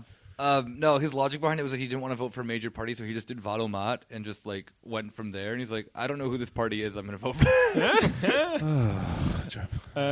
Tierschutz Partei. They're fucking got in. Yeah. The Family Party got in. I don't even know there's a family party. There's also like Germany has so many fucking weird parties like Die Violetten. If you've ever come across them, they're like an esoteric party. Family party is an unfortunate category on Pornhub. But you're my step MEP. I'm sorry. Okay, I'm gonna stop doing that joke. That's stupid. Okay. And the Pirates got one seat as well. So they got Julia Rada's seat. Did they? Well, as in, I'm assuming they held Julia Rada's seat. No, I thought she retired. No, but she did. But as in, like, I'm assuming her replacement held her seat. So was that? Wait, which party is that? The Pirate Party. Oh, Pirate Party. I thought I heard Die Partei. I'm like, wait, they had more than just. No, Pirate got one party, and like I would have if Julia Rada was still like running, I would have recommended people vote for her because she's just a journalist now, isn't she? Basically, I think her staff said she was going to go do a PhD in MIT. Okay, cool. Yeah. That's what I last heard. But she was like, if you wanted to figure out what was happening with tech legislation in Germany, or not in Germany, but like in Europe, she was like the person to turn to. She was good. Yeah. And I don't think that will be recreated across whoever this person is. Free voters got 2 seats, and there was a 20% increase in turnout. Woo! Yeah. All dumb kids voting for the Greens and Die Partei because they're and stupid. Volt, presumably. And, yeah. That's my actual problem with Volt, is that like they have, if you don't look into them more than for 5 minutes, they have the illusion of being like a progressive thing that might be good for young people. But Die Partei is the exact same way. Yeah. But those things are taking away from. But those, if you explained to most of those people in more detail, they would be people who'd be on board with like an actual progressive. Yeah. Well, semi-socialist agenda. Yeah, everyone that I know, like, so, like, Die Partei is always kind of like that party that then, like, everyone who's like, oh, like, you know, I want to vote, but I don't know who to vote for. They seem kind of progressive. Well, like, and to be fair, like, their agenda is progressive. Like, Die Partei's agenda is progressive, but when they get into parliament, they don't vote. I saw Martin Sonnenborn in full blackface. Yeah, like, first off, they're incredibly problematic. They have a lot of just, like, undealt with German racism that they have to fucking, address, and they had never done that. Right. Martin Sonnenborn, for his first election into European Parliament, has a poster of him completely in blackface. This is not that long ago, remember? This is, 2009, I think, was the first time that they were elected into. Sense, yeah. and it just is a poster of him that says, I am an Obama. And it is bad. It is not funny. It is just completely racist. And Germans are like, damn, like that's comedy right there, comedy gold. Not to get too deep in the German weeds, but like it was a funny thing back then to just like dub Obama speeches in different German accents, and they're like, that's the funniest thing I've ever heard. Yeah. Like in like a Sächsisch accent. Yeah, and so that's how Martin Sonnenborn like got into the EU Parliament. Yeah, so riding off that wave. You have that problem with them, and then you have just like he votes like it's comedy, which two things. He often like just switches it. Like he votes one. Every and single it. vote, he'll vote the opposite of what he voted for, regardless of what is in the bill. And so there's been cases where it's been beneficial, where the data protection one, it came down to his vote, and his vote was just flip-flopping. Yeah. And because also, too, like a lot of the extreme far-right parties just don't vote in European elections. Yeah. They just don't appear. Yeah. But with the really big controversial one that he voted yes on, or wait, no, he voted no on, or whatever, voted against it, was banning... same-sex conversion therapy. Exactly. Yeah. And then so he'll vote in the joking manner that he does, and then he'll come out and have like a goofy reason of why he did it. So he voted no because he said, "Oh, well, you know, it doesn't arrest the people then who do these camps." It's like, that's fucking stupid. Like, come on. You given the mandate went through, like I think it was like 70% was, you know, pro getting rid of these things, but the fact that he voted alongside actual Nazis. Like, and he votes alongside actual Nazis a lot of this time with this just stupid fucking method. And they really, like, I get, you know, what they want to do. I get the sense of, like, political protest that it is or whatever. But I think in this situation of, like, what we have with an actual growing right-wing movement, at least in Germany, maybe not all of Europe would be, you know, a little bit over-exaggerating. But, you know, with Salvini having a block of his own practically now, with then, you know, the push that, like... And I think they've sat down and actually discussed that they're actually going to try to become a party now with that. But they got to cut the shit out. And they have to, like, address these problems that they have, because people vote for them seriously thinking that they're progressive and then never look past the fact of what they actually are. Yeah, they're definitely trying to become a more serious party, because like I said earlier, they have joined they're now no longer outside a European grouping. They've joined the Greens, European Greens, to be a part of their grouping. So they're a part better of than the fucking Green nothing. wave But now, they can't fucking do the shit that they've been doing in the past, like now with the current situation of then like how politics in Europe are. Yeah. Because one, it's not funny. Like it isn't like. Yeah, it's also like, because I know people who are members, like they ran like in local seats as Die Partei, and they are communists. Yeah. Like, and I do think they are getting pissed off at like how some of the stuff is shaking out. Yeah. Yeah. Again, they could be a very good party. They could be a good party, like a good youth left wing, because that's all they are, is like a youth. Well, not thing. like, also the things is like some of the good jokes they've done is always like attacking German establishment from the left. Yeah, that has always been the angle. When it's not just Schwarzepate fucking racism. Like, anything else to say about Germany, our home and gracious land? No. I wasn't familiar really with Die Partei, and I'm glad to find out more about them.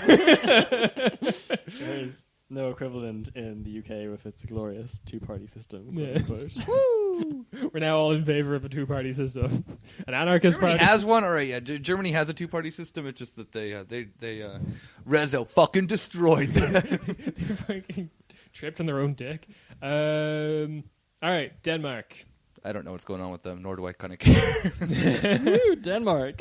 Nonsense centrist parties took 5 seats. Denmark loves a good nonsense centrist party. Yeah. I've brought this up with Kieran many times, but the TV show Borgen is like The West Wing, but set in Denmark, where the hero of the show starts like a radicalist centrist party and then becomes prime minister via it. Why haven't you told me about this? Morgan. Yeah, let's watch some episodes. You're not into your Scandi TV, man. It's literally like I think it's a very good piece of television. It's not like good politically, because it's very much about her being like, we need to form a coalition to like prevent the far right party from getting into power. Is largely the message of the show, and that seems to be like the genuine message of Danish politics. Is just could we construct a coalition that guarantees the far right party has no power. Which they just successfully do. And then you end up with a lot of weird ALDE parties that are separate from each other because they don't get on with each other because they have different ideas of what their pragmatic small increase to the social safety net in Denmark will be. They disagree on various methods of means testing. Yeah, pretty much. It's just like, okay, I suppose. God damn it. In terms of EU elections, there was also a boost for the Greens. The Danish People's Party, which is like the far right nonsense Gowls, they got fucking wrecked. They lost 3 seats, which is a lot because like Denmark only has like 12 in total. Yeah, so Denmark was really interesting because so Belgium held their federal elections on the same day. Denmark held theirs a week later, and there was no reason they couldn't have just had it all on the same day and increased turnout. It's like turnout was good in Denmark; it was like 60-something%, but turnout in their general election was 80-something%. Yeah, so you could have just had one election. I don't know why they. I'm very confused why they had 2. This is stupid. But this is basically what happened in the Danish general election as well. So yeah. And then, from our perspective, our boys in the red-green list did well. Yeah. This is like a very, very good left-wing party in Europe at the moment, and I think they did a good job of like having a clear European message, which is we're going to stop people from moving to Denmark by making their countries better places to live, like, and give them money and build up their services and stuff. We want to abolish tax havens in Europe because like most of them are in Europe. Mm-hmm. Decent left-wing messages, and also by the fact that they're called the red-green list and they were in favor of like a Green New Deal type thing. Yeah, that like they were able to like get some of that green wave and say actually the Greens don't go far enough. They were able to attack. Cool. Yeah. Are they a Nordic Green Left thing, or have they not decided yet? No. They were Nordic Green Left, but like the Nordic Green Left is now basically gone in favor of something else. Now the People, which is like Le France Insoumise's group. Which like every party that's in that group is like good, basically. Right, okay. And they all did well because they've all like managed to like capture like a pro-green.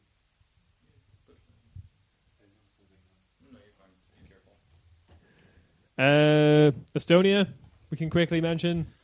Estonia stayed the same. Everyone got a seat. Everyone got a seat, including ECRA, the party that bites the style of like American neo-Nazis. You're being an emotional woman about it, Kira.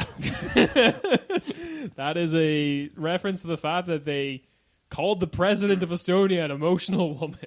Because she didn't want to be present for a swearing-in ceremony of someone who was currently being investigated for domestic violence. Against his wife. So are they like NFL players? Or is that seems like pretty tame stuff for a neo-Nazi group. That just domestic violence. Like normally it's like murdering. No. Like, he that's the tame side of the party. Yeah. Oh, okay, cool. So there are like fucking insane maniacs who go and murder people in Estonia. So he was the guy who they were going to bring in as like their technology minister. They had a lot more like extreme people in the proper roles. He was the person they managed to get rid of. But they have like the crazy racist people. Like, okay, cool. So they're normal. Just they're normal extreme right. The thing that I find really fascinating about them is that like they are doing like 4chan alt-right stuff. Like it is this weird transplant of like of American symbols into Estonia. Like they do the OK hand sign. They got like Marine Le Pen to do the OK hand sign when she was like visiting before the European elections, and she got into like a lot of trouble for that. And I think she doesn't know what it means because I know she doesn't speak English, and she definitely doesn't speak Estonian. No. Wait, how can she then be in a? Oh, she doesn't run on a European level. She runs locally. Okay, never mind. No, she runs MEP seats, or is she? She used to be an MEP. I don't think she ran this. I'm not actually 100% sure, but she used to be an MEP, which is why she's constantly being investigated by the European Union for like misuse of funds. Yeah. But I think she's kept her French Parliament seat this time. Right. Okay. But I need to check. The other weird American alt-right stuff that ECRA does is like they focus on black people quite a bit, which is weird for Estonia. There aren't any there. There's very few. They're very much the classic case of the region or country that's saying, "Oh, we want fewer immigrants," and everyone's saying, "But you have none now." What's your? And they're like, "No, but the idea of having more is terrible." They also do like their youth wing do like tiki torch marches through Tallinn. Oh, that's these guys. Yeah. Oh, okay. Yeah, it's just really weird. Like they were. I think the entire party was legitimately radicalized on the internet, like on American internet. Yeah. and they've translated it into a political force within their country. Yeah. That's Yeah. horrible. Fucking and Estonia is like that like big internet capital of. Yeah, which is why so- this happened, I guess. Their that's an interesting link. Their political makeup is representative of people actually online. There are some left-wing people, there are some very far-right people, and there's a lot of centrists who run tech companies. Yeah. All right, Spain. Spain. How do we? Oh, España. Yeah. Did you like leave all of these countries in their native? No, I think this is actually alphabetical based on like top level domain. So like .es. Where did you get this list? I don't know. I can't remember. But then like Greece would have already. Oh no, Greece is GR. Never mind. Yeah. All right, EU elections. Center left PSOE won here. Yep. Only country besides Portugal where the like center left came out on top. Yep. Um, So the entire Iberian Peninsula. yeah, the Iberian Peninsula. Vox is now in the European Parliament. They got 3 seats. Damn you, Ezra Klein. Ezra Klein is like Franco standing. I mean, they won't let the Vox people unionize. I'm just saying it's It's more similar than you think.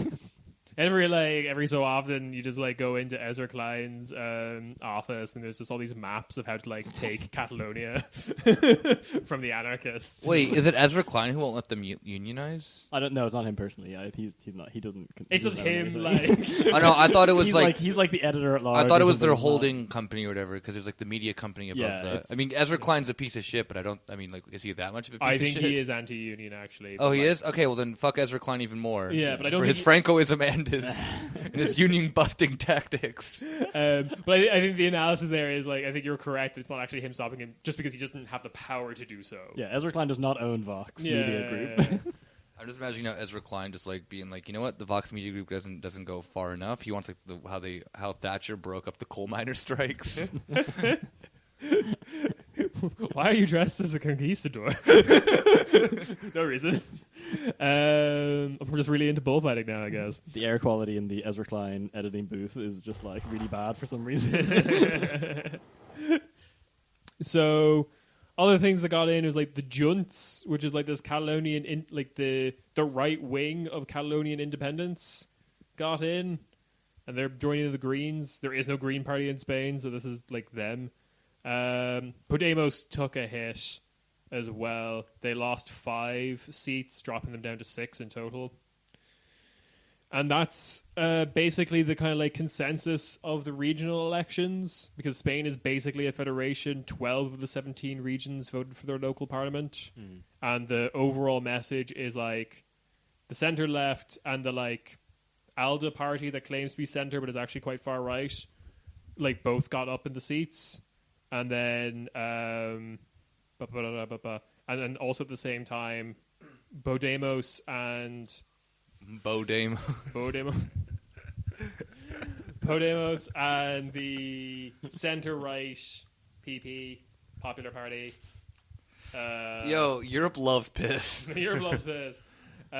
Both Podemos and the PP are down, and like then Vox entered into like 7 of these 12 assemblies. There's like places they were never going to do well in, like Basque Country. No one wants to vote for the Neo-Franquismo party in the Basque Country. Nope. Where they just come along with the candidate. It was like, yeah, it'd be great if you were all just murdered. And then there was this like weird split in like local elections where this new party called Mas Madrid, which is like a split from Podemos, basically cost them the like mayoralship of Madrid. Like and Wait, so their name is just More Madrid? More Madrid, yeah. I don't want More Madrid. Like, Yeah, as Hugh So, said. yeah, this is my question. It sounded like a Madrid separatist, like a supremacy movement. Yeah. But they're actually like a pro-union left wing, but like it sounds like a Francoist party. Yeah, it sounds like more central or- control. yeah, A that's monarchist exactly- or yeah. whatever. Yeah, like I don't it fucking does. know. It's not actually what they mean, because they don't exist as a Spanish-wide party yet. They only operate within the like Madrid Atomica.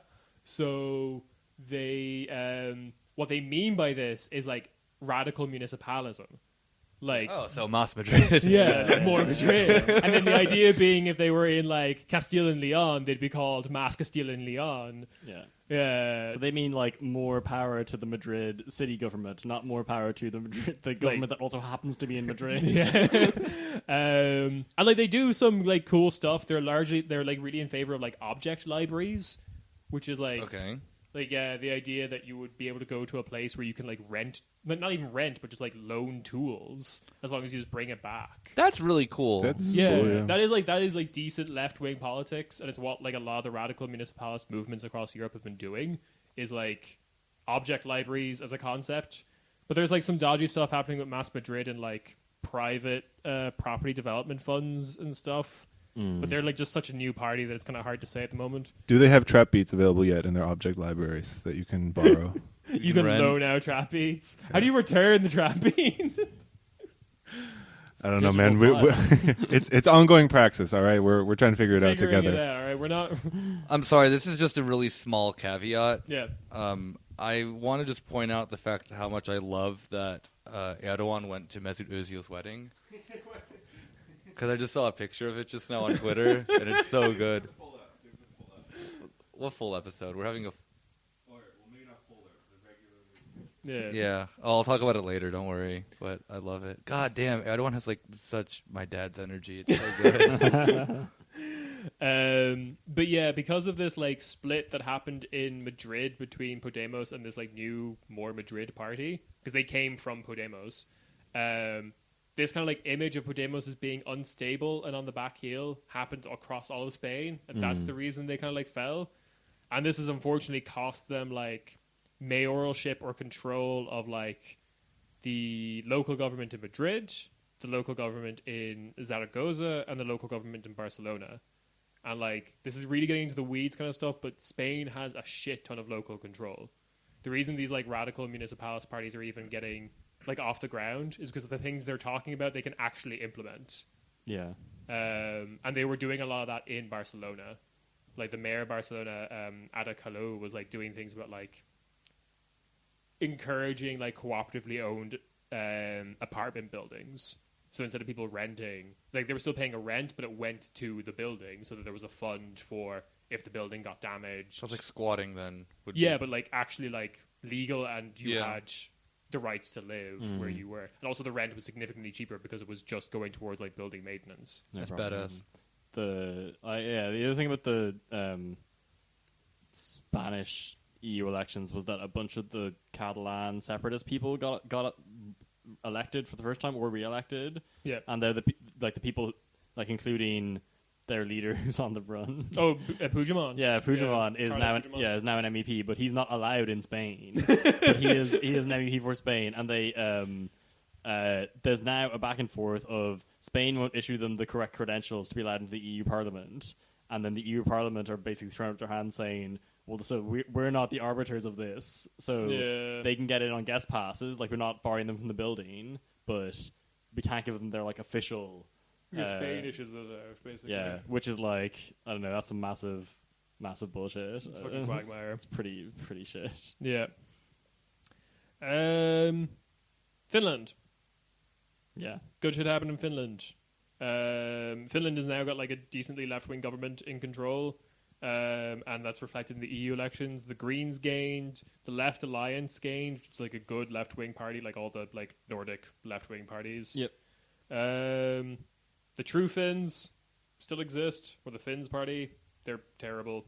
I did not need to even know. Yeah. With the name like the True Finns. It's a weird one where the translation doesn't work, so often people will just translate the name of the party as the Finns. Yeah. But then it gets really confusing. It's like, are you talking about the party or like the people? yeah. And The Finns voted for the Finns in the party. the Finns voted for the Finns in Finland.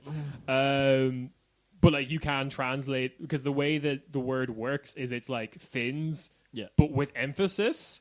Like written yeah, emphasis, so yeah, it's like some people do translate it as True Finns because they Yeah. feel like that's what they're actually going for. Yeah. But yeah, Left Alliance held on to their seat. The Greens gained.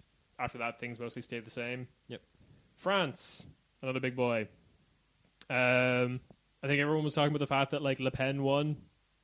I mean, technically. Yeah, she got more seats than anyone else. but like she's like 2 less than the last election. Yeah. Les Republican in March got like second most seats, but I think the real conversation is they fucking failed to challenge the fascist party, like to actually get more seats. Yeah, but you know. I was dying over here. I'm dying over here. French Greens doubled their seats from 6 to 12. France Insoumise, which is the good party, grew by 2 seats. And establishment parties of France got absolutely fucking trashed. Les Républicains and the Socialists, which are not actually socialist. I think the socialists might eventually stop being a thing. Because I'm pretty sure the Yeah. party's bankrupt as well. People are talking about that in France, that their like traditional centre-left party, the party of Hollande, is just like gone now. Yeah. And Well, has I been don't for quite a while Yeah. at this point. Greece. Woo! Woo. Woo. Woo. Really happy that that Eleniki Lizy got a seat. I was really pulling for them. I don't remember if you you all remember on the last episode we did about the who to vote for. Yeah. I was very explicit that if you lived in Greece, you vote for the Greek solution. I did not know anything about this party beforehand. Yeah. Also, a party that is run by a guy who was on TV. Yes. Another one. Another one. Because that's just Greek politics. Yeah, and the thing that's really funny about him, I think that this is all right. Before I go into him, I just address the fact that Syriza lost 1 seat or 2 seats. Syriza. Oh shit! I actually don't. I don't have it in front of me at the moment. Okay. So I can go through here. So like, oh no, I do. Sorry, yeah. So Neo Democratia beat Syriza 8-6. Yeah. Neo Democratia got 8. Syriza got 6. The weird like PASOK successor KA, I forgot what that stands for, got 2 seats. Golden Dawn lost one of their 3 seats. Then they only have 2. Damn. The KKE held their 2 seats. Greek Solution Doesn't got mean 1 anything. seat, and like DM25's like Mayor 25 was like narrowly defeated. By 1/100%. Yeah, 0.01%. Yeah. Yeah. So, so back to the Greek Solution Yes. party. Horrible name, as I think we mentioned Terrible before. name. Yeah. The guy who is the head of this party, I can't remember his name off the top of my head. Also, like I said, TV salesman, normal position, normal job to have in Greece. Yeah. In the 21st century. He was a member of ND. Right. And left because he was like, you know what? Nea Democratia is not patriotic enough.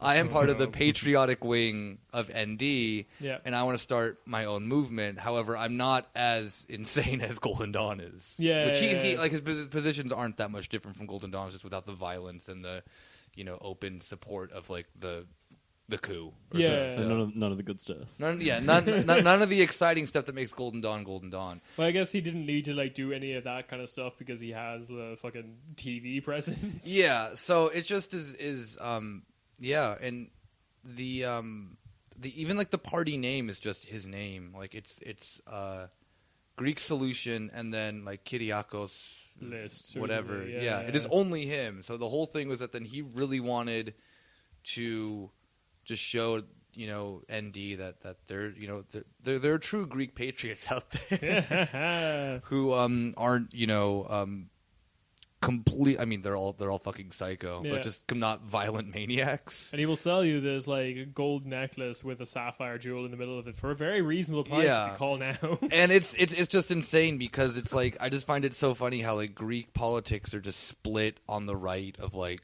who can be as proto-fascist as they possibly can without being openly neo-Nazi like Golden Dawn, because ND is, as I've said 100 times before, has pushed so far right-wing that it's not even funny.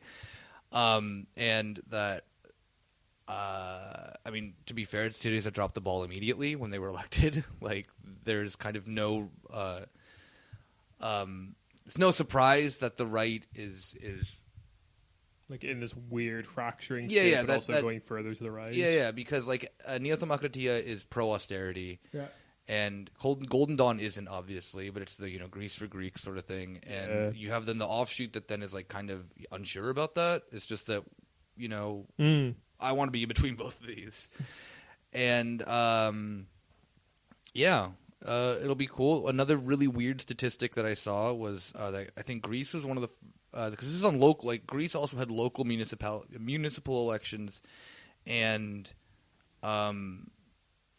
EU elections on the same day. As we mentioned, our boy with the Rubik's Cube getting elected.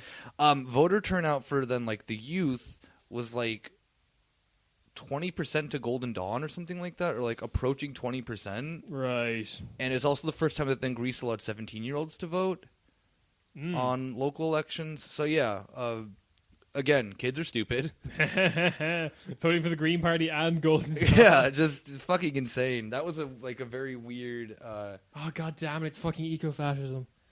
Fuck. Yeah, That was the fucking shooter in Christchurch's fucking manifesto, and he was a young one. Oh god damn it! God damn it all! All right, moving on to one of the good success stories of Europe, Hungary. Fidesz Did they do it? Did Fidesz do it? Are they in the European Parliament? Did the scrappy underdog of Hungarian politics get 13 of their fucking seats? How many seats does Hungary have? I think it's like 21, I think, in total. 21. 21. Yeah, 21 now. They used to have more for some reason. Because of Population change. Who is taking Hungarian seats away from them? Croatia. That Croatia. And they will get more, presumably, after the UK leaves. So, yeah, okay. Good. I'm not sure about that actually. I don't know if they were one of the ones getting All right. seats. Ireland is. How did our other boys in Ukraine? Not Ukraine. Hungary. West Ukraine. West Ukraine. Hungary do. Magyar Ukraine. How did Jobbik do, or Jobbik, or what the fuck they're called? They actually lost Oh, 2 of their 3 seats. Oh, They only now have 1. you hate to see it happen. Yeah. The centrist Democratic Coalition, which is a part of the centre left in European Parliament, got like 4 seats, and Momentum, which is not like the UK Momentum at all, is an ALDE party. They got 2 seats. They've done well compared to last election, so there is like this growing anti-Orban resistance, I guess. Yeah, but like it's hashtag resistance. Yeah. Yeah. But I think in a country where the Orban started off less extreme than he is now, but because of his perpetual grip on power, it's just like, cool, I can do whatever I want, and I'll still get elected with 50% of the vote and end up with super majorities in the parliament. Yeah. So I think they need shit from all sides just to Yeah, that's fair. force him out. Because part of the problem in Hungary is on a national level is that it's so heavily gerrymandered. On a parliament level, that getting rid of Orban is basically impossible unless you have everyone else ally against him and then also do well in an election. But I think he got 49% of the vote in the last election, but they have a supermajority in the parliament from that. So All right, we're here. We're pushing for that red-brown alliance. yeah. This is the thing. It's just Christ, you need. Only Strasserism can beat Viktor Orban. Yeah, it's not. Oh, similar. that's possibly sadly true because It is. It literally was with those protests was a red-brown alliance against Orban. And Jobbik offered to join the EPP if Orban left. Yeah, so that's the other thing. Would they be allowed? I don't think EPP entertained the question. Yeah. The Golden Dawn wanted to join Salvini's thing, by the way. Oh, did Oh. they? They did, yeah. And speaking of Orban, Viktor Orban wrote a letter to Golden Dawn thanking them for their support. Fucking cool. Yeah, Orban has said that he won't join Salvini's he won't group. join Golden Dawn. That's fine. Yo, I like you guys, but to be clear, Yeah. Yeah. wrong type of I don't racism like you for like me. that. A Golden Dawn over the Carpathian Hills. Yeah. So he said he won't join Salvini's group because he'd have less power. Because actually, Salvini's party, he'd just be like a small fish in a worse pond with less power. Whereas at least with the EPP, which he may or may not get kicked out of, he probably won't at this point, because the EPP need all the seats they can get for bargaining purposes, which is a bit shit, because it seemed like they were going to kick him out and Orban would have nowhere to go, but apparently not. No, and I think he'd also be welcome to the ECR, especially if it just became the like PIS party. Because they get on well. Yeah, that's true. Another country where anything but PIS coalition probably needs to be formed. We'll get to that. Yeah. They did that. Yeah, that kind of leaves us with like Hungary is still shit, basically. Ireland, most of these notes are a little bit old because Ireland took like a week and a half to like actually count its seats. Because we have the best voting system. We have the best voting system. The one that's actually proportional. Sorry, wait, I found the thing. Hungary's Viktor Orban thanks Greek far-right Golden Dawn for its support. Yes. And it's just a letter. Yeah. Honorable member of European Parliament. Well, he's not wrong. Yeah, They have the honor of a warrior. Yeah, so it was to Lampros Funtolis. I can't read, it's really small. I would like to express my gratitude for your support during the vote on the report situation in Hungary, held at the European Parliament the 12th of September. I believe that the report verdict against Hungary and the Hungarian people, not only is it based on political, it's just, cool. Just, normal homies, doing normal homie shit. Yep. God damn it. All right. So Ireland is like... Oh, and... sorry, back to the thing, just correcting myself. It was only Ilias Kasidiaris who said that he would really like to work with Salvini. The party itself did not give a official stance on if they wanted to join that. Okay. But then again, he's just that rogue one of the party slapping everyone left and right. Yes. Okay, so Ireland's elections were kind of not really worth mentioning. No. Like, nothing really happened. Ireland's terrible. Centrist parties kind of held their like seats. Sinn Féin got kind of like did bad, basically. I'm fine with that. That's fair. But like left wing seats from Ireland have like basically stayed the same because everything they lost was like gained by the independents who are all like left wing. Yeah, indeed. And the Greens gained some seats, so Yeah. it's fine. And I do love Ming Flanagan as a character. Oh, he's hilarious. There's one of our independent candidates is literally called Luke Ming Flanagan. Everyone just calls him Ming. He has a giant, like very long, like almost Serge Tankian goatee. Long flowing locks. Long flowing locks. He like only wears like a black band hoodies, Yeah. like Metallica or Disturbed hoodies. What's his name? Luke Ming Ming Flanagan. He was in the like our parliament briefly, right? I think before he was an MEP. No, I think he was always an MEP, but he like as an MEP he just gets some time to speak in the Dáil. Oh, damn, there's a fucking photo of him just lighting up. Yeah, like one of his big positions was just like legalizing weed. That was his main policy position when he ran originally. He's actually, because of that, he's actually really shit with other left wing stuff. But he is kind of hilarious. I mean, this guy looks completely insane. Oh, he is. He looks like it is just like at one point, and it would say like his like late 20s, just completely lost it. Again, we have the best voting system, and it's actually proportional. It's very proportional. No, you see, this is the thing. We do have a really good voting system. The people of Ireland want Luke Ming Flanagan, which is the problem. Is it a problem, or is it like just a peculiarity that I'm fine with? Yeah, this guy looks like exactly like. Actually, you know what? He just looks like Varg. That's what I'm saying. He looks like a Nazi Scandinavian. Exactly. Who just smokes Yeah. weed. Yeah, But he's not. But actually, he's just like a relatively chill, from the countryside Irish guy who's like, why can't we just legalize cannabis? Why aren't we talking about it? Because that is probably like the best thing to do from the part of Ireland he's from. Would be just I love that all the weed. posters in Ireland just say vote number 1. Yeah, Yeah, because that's how the voting system works. It's really funny. yeah. And there was like another decent thing you say about Ireland is like Claire Daly got in as one of the independents, and she's a really good investigative journalist. Oh yeah. She was involved with that whole like, this is very Irish thing now, but like she was a part of that whole like police points, Garda points scandal. She was like one of the people who broke the story, and she got like fucking destroyed for it by like the Irish press for trying to like convince the world that like the Gardaí, the police were just like corrupt and terrible. But then it like gradually came out that everything that she had said was very obviously true once you looked into it for more than 5 minutes. Yeah, pretty much. It was just all the people shitting on her were.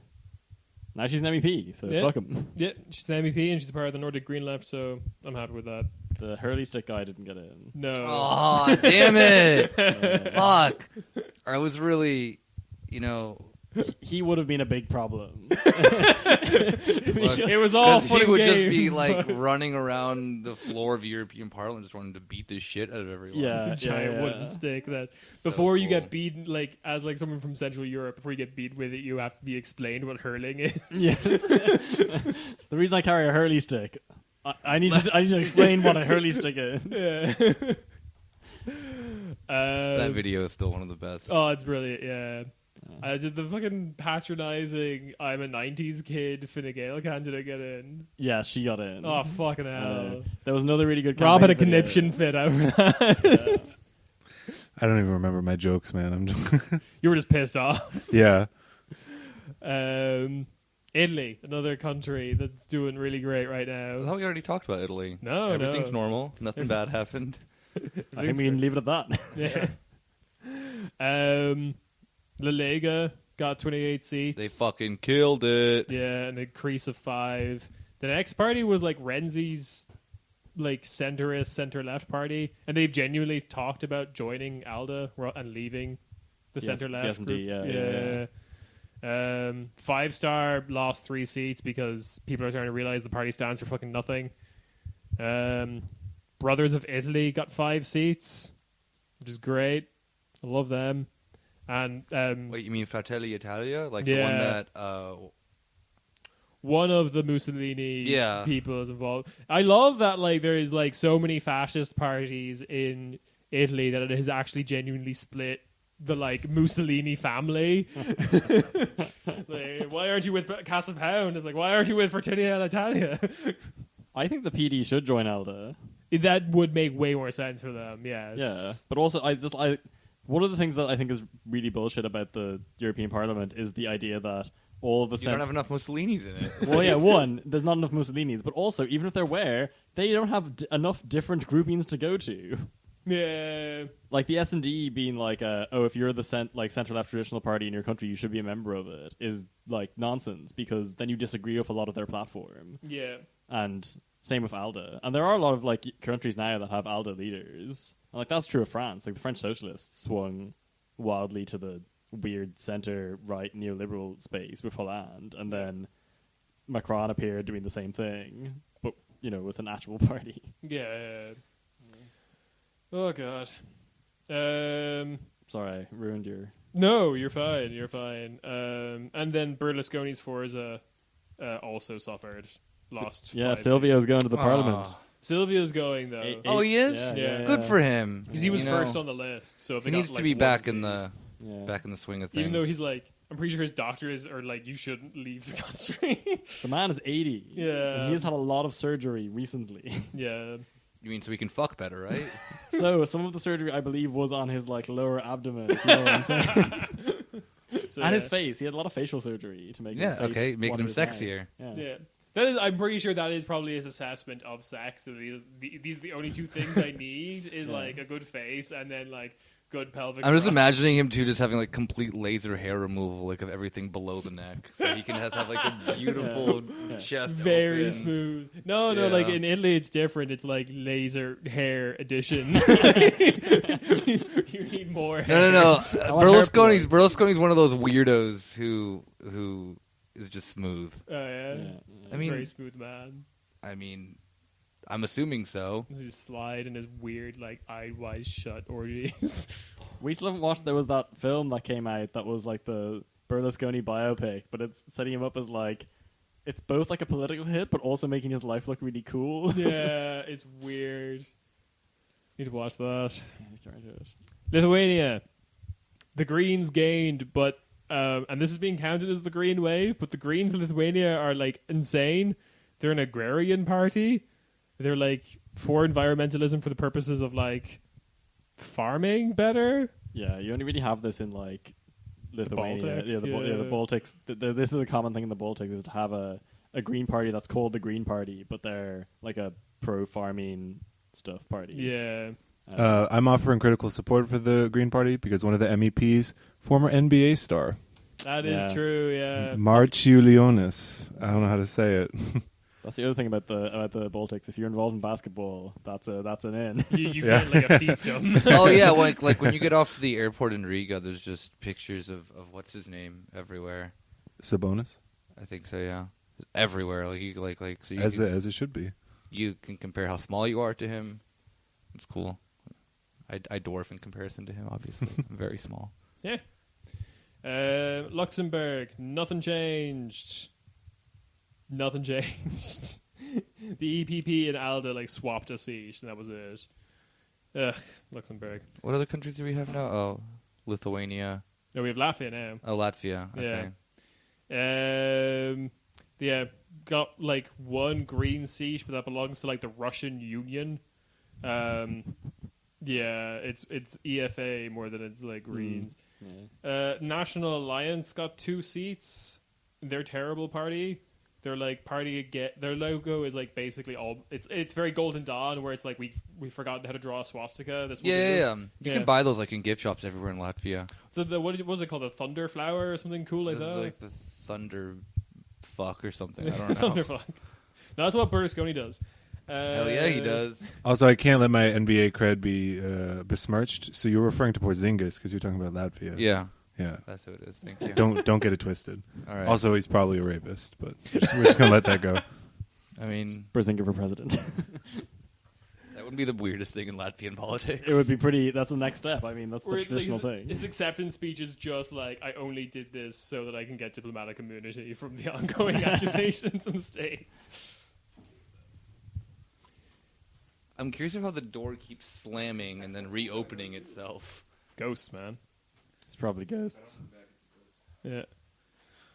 Malta, the most fucking purest 2-party system in the world. 4 went to the center-left, 2 went to the center-right party.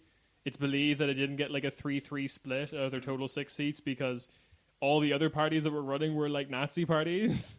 So they split the center-right vote.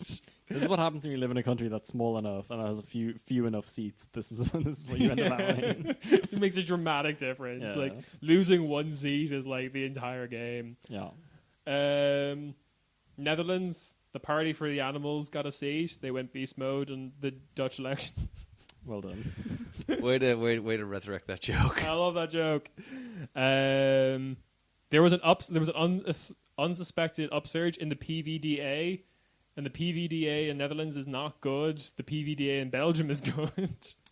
Yeah, so this is partly being associated with because Frans Timmermans is from that party. Yeah. That him having like infinite media coverage being their Spitzencandidate like gave them enough free press that it was a boost with a boost for them.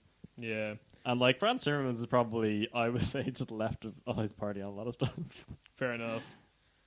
The party itself is very like Blairite, neoliberal left kind of stuff. Yeah. Sound shit. Yeah. Wilders' party lost all their seats, but don't worry, Thierry Baudet's fucking The party, cooler, the cooler, the right-wing. sexy version, Yeah. fucking, oh god. Wilders, but on the internet. There is actually a very good video done by a YouTuber called Cherry Baguette, and I'm pretty sure her name on YouTube is just a piss take of Thierry Baudet's That's name, pretty good. because she also refused to call him Baudet and only calls him Baudette. But yeah, she does a very good analysis of like how he's entered into the politics, and it's basically like there's this perception, whether how true it is or not, that like Dutch people are rational. They always keep their heads about themselves. So obviously the party that's like on the right and talking about how Muslims are bad, but doesn't like go screaming on unhinged rants about it, is going to be more successful in the Netherlands than the one that was going on like screaming on unhinged rants about it. Yeah. I guess, I don't know. Maybe the crazy people from the Wilders Party will migrate over and then ruin this other party. It's possible. Socialist Party lost both their seats, which is fine because they're like racist and weird. So, and then like GroenLinks or like the Green Left gained a seat, which is pretty decent because they're like the furthest left you can vote in the Netherlands.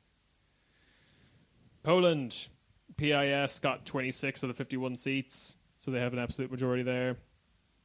All the other parties teamed together to try and stop them. They got 22 at a total. What was the... Do you know the turnout, Andy? Turnout in Poland? I don't. Poland EU elections turnout. Oh, I love Googling stats on a podcast. I know, right?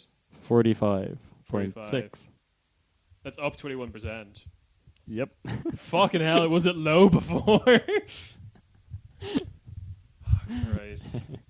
Wiosna, the new like centre-left neoliberal party, that's probably like the furthest left you can really go in Poland, realistically, is got 3 seats. Mm-hmm. And then the party that I actually support in Poland, Razem, got like 1.24% of the vote. So Poland is still fucked. Yeah, Poland's one of those countries that, like, the people who in this country, like in Germany, would be, like, progressive, people you can convince into voting for Die Linke are, like, free market libertarians because they're like, no, but communism, because their parents told them so many times how bad communism was. Yeah. So, yes. Ugh. Portugal, one of the only 2 countries with a centre-left... where the centre-right or the Fash didn't like outright win or gain any seats, kind of thing. Mm-hmm. The Left Bloc gained a seat, so that's pretty cool. But the other left-wing party lost a seat, so the total number of like left-wing seats in Portugal stayed the same. Yeah, and then the Greens and the centre-left gained in Portugal. Romania, their corrupt center-left post-Soviet party, like lost half of its seats. Yep. And then like the other parties that gained were all these parties that are pretty much exist on a platform of saying how shit that other party is, yep. like being anti-corruption. Yeah, and their leader, like 2 days later, was jailed because he's actively under investigation for corruption charges that he's using his time in government to try and dismantle the corruption prosecutor's office. So that's fun. Yeah. So that just leaves Sweden and... Slovenia, Slovakia. Oh, we already did Sweden. No, Sweden, Slovenia, and Slovakia. Sweden, Slovenia, Slovakia. Yeah. Damn, Europe, you're huge. Yeah. You got too many countries. Big AF. Big AF, that's for sure.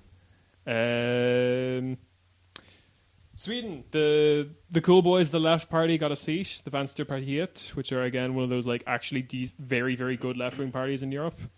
S&D, the centre-left party, kept their 5 seats, but like this is one of the few countries where the centre-left party is still really good because it's Sweden, and they've like the head of their party is like someone who just rose to the ranks in like trade unions. He wasn't a politician before he became the prime minister. That's cool. Yeah, it is pretty cool. The moderates, the Christian Democrats, and the Swedish Democrats, which are the terrible party, have also gained, though, in Sweden. Slovenia, ALDE gained at the expense of the Greens. Centre-right and the centre-left held. Slovenia is tiny. Slovakia, ALDE gained, the EPP gained, and the neo-Nazis of the People's Party or Our Slovakia have gained 2 seats, though. Is that the one of the... Or is that Slovakia or Slovenia? Where there's like a city that's like controlled as like a tiny neo-Nazi fiefdom. Yeah. Yeah, it's Slovakia. Okay, cool. So that is that the party? Or yeah, pretty sure. It's like the one who then like cosplay as like SS officers and shit like that. Good to know that they've made it out of the local politics and onto European. They now have way more power. Yeah, and also Slovakia's turnout went up to like from their fucking 11% that they had before to 12. Yeah. 13. Yeah. Let's keep going. Actually, well, No, it's 21. It's 13. Is it really? No, I don't know. Wait, what was the question? The turnout. I got it here. All right. So it actually doubled. Ooh. So 22. See, God damn it! You and your friends could have went and voted for the Slovakian Communist Party like we told you to, and you didn't. The But party all- that's like legit wants an EU SSR. Yeah, that party is fucking cool. Hit me up if you're a part of that party. It's like weird because they're the most. We talked about them in the last election, but like the last bonus episode we did. But they are like the only left wing party in Europe that's pro EU army, but it's defend the revolution.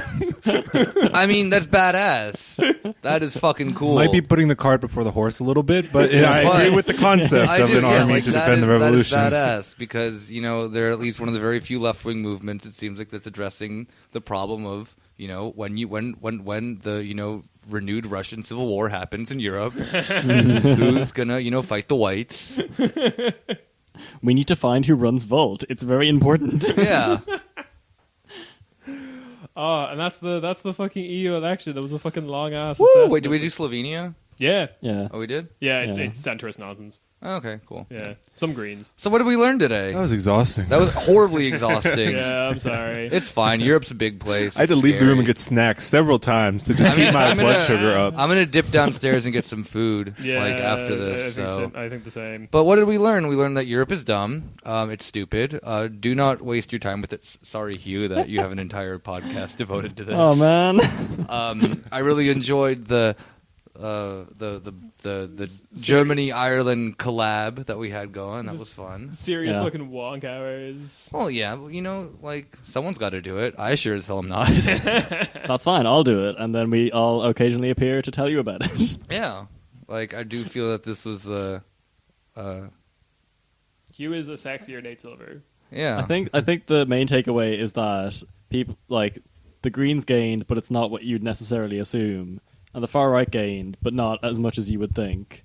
So realistically, not a lot happened, but maybe things will happen soon, or maybe not, yeah.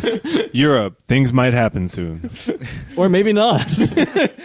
I really have to insist we put that at the end as the slogan. Brackets, or maybe not. I'm a news realist. Nothing much is happening.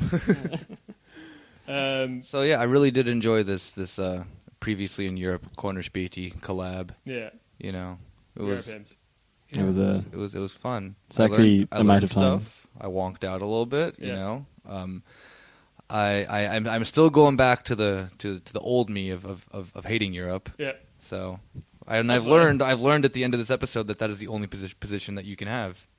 So. In 5 years, you can come back and dream again. Yeah, exactly. In 5 years, I can act up a little bit, and then Swept up in all the poster campaigns run by EasyJet. Oh fuck, I forgot about those. Yeah, no, I love those. I'm looking forward to the 2024 elections where I will just vote for EasyJet. And that will be an option. I don't know. I'm a Ryanair kind of guy myself. So. Oh, right.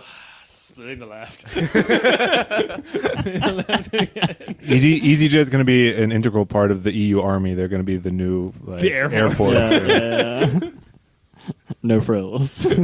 No frills Air Force. I'm sorry, you didn't pay for an ejector seat. I'm gonna make sure Whether they successfully drop the bomb or it's just the plane just crashes in a kamikaze attack, it's effective either way. So I'm sorry, you didn't pay for a plane that Okay, doesn't break when it rains. my first. All right, I'm gonna end up in European Parliament in 5 years as a minister from the EasyJet party and EasyJet list. Yes, I'm gonna make sure that they get enough military funding to get an AC-130.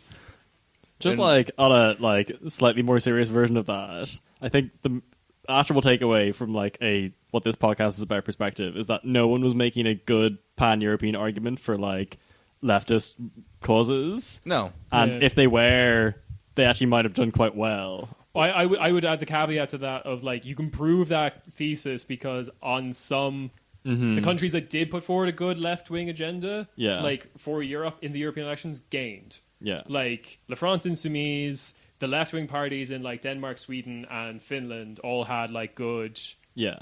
actual left wing shit you can accomplish on a European level. Main one being abolish tax havens, and that worked for them. yeah, Yeah. I mean, and then you just have I think the DM problem of being too late in the game.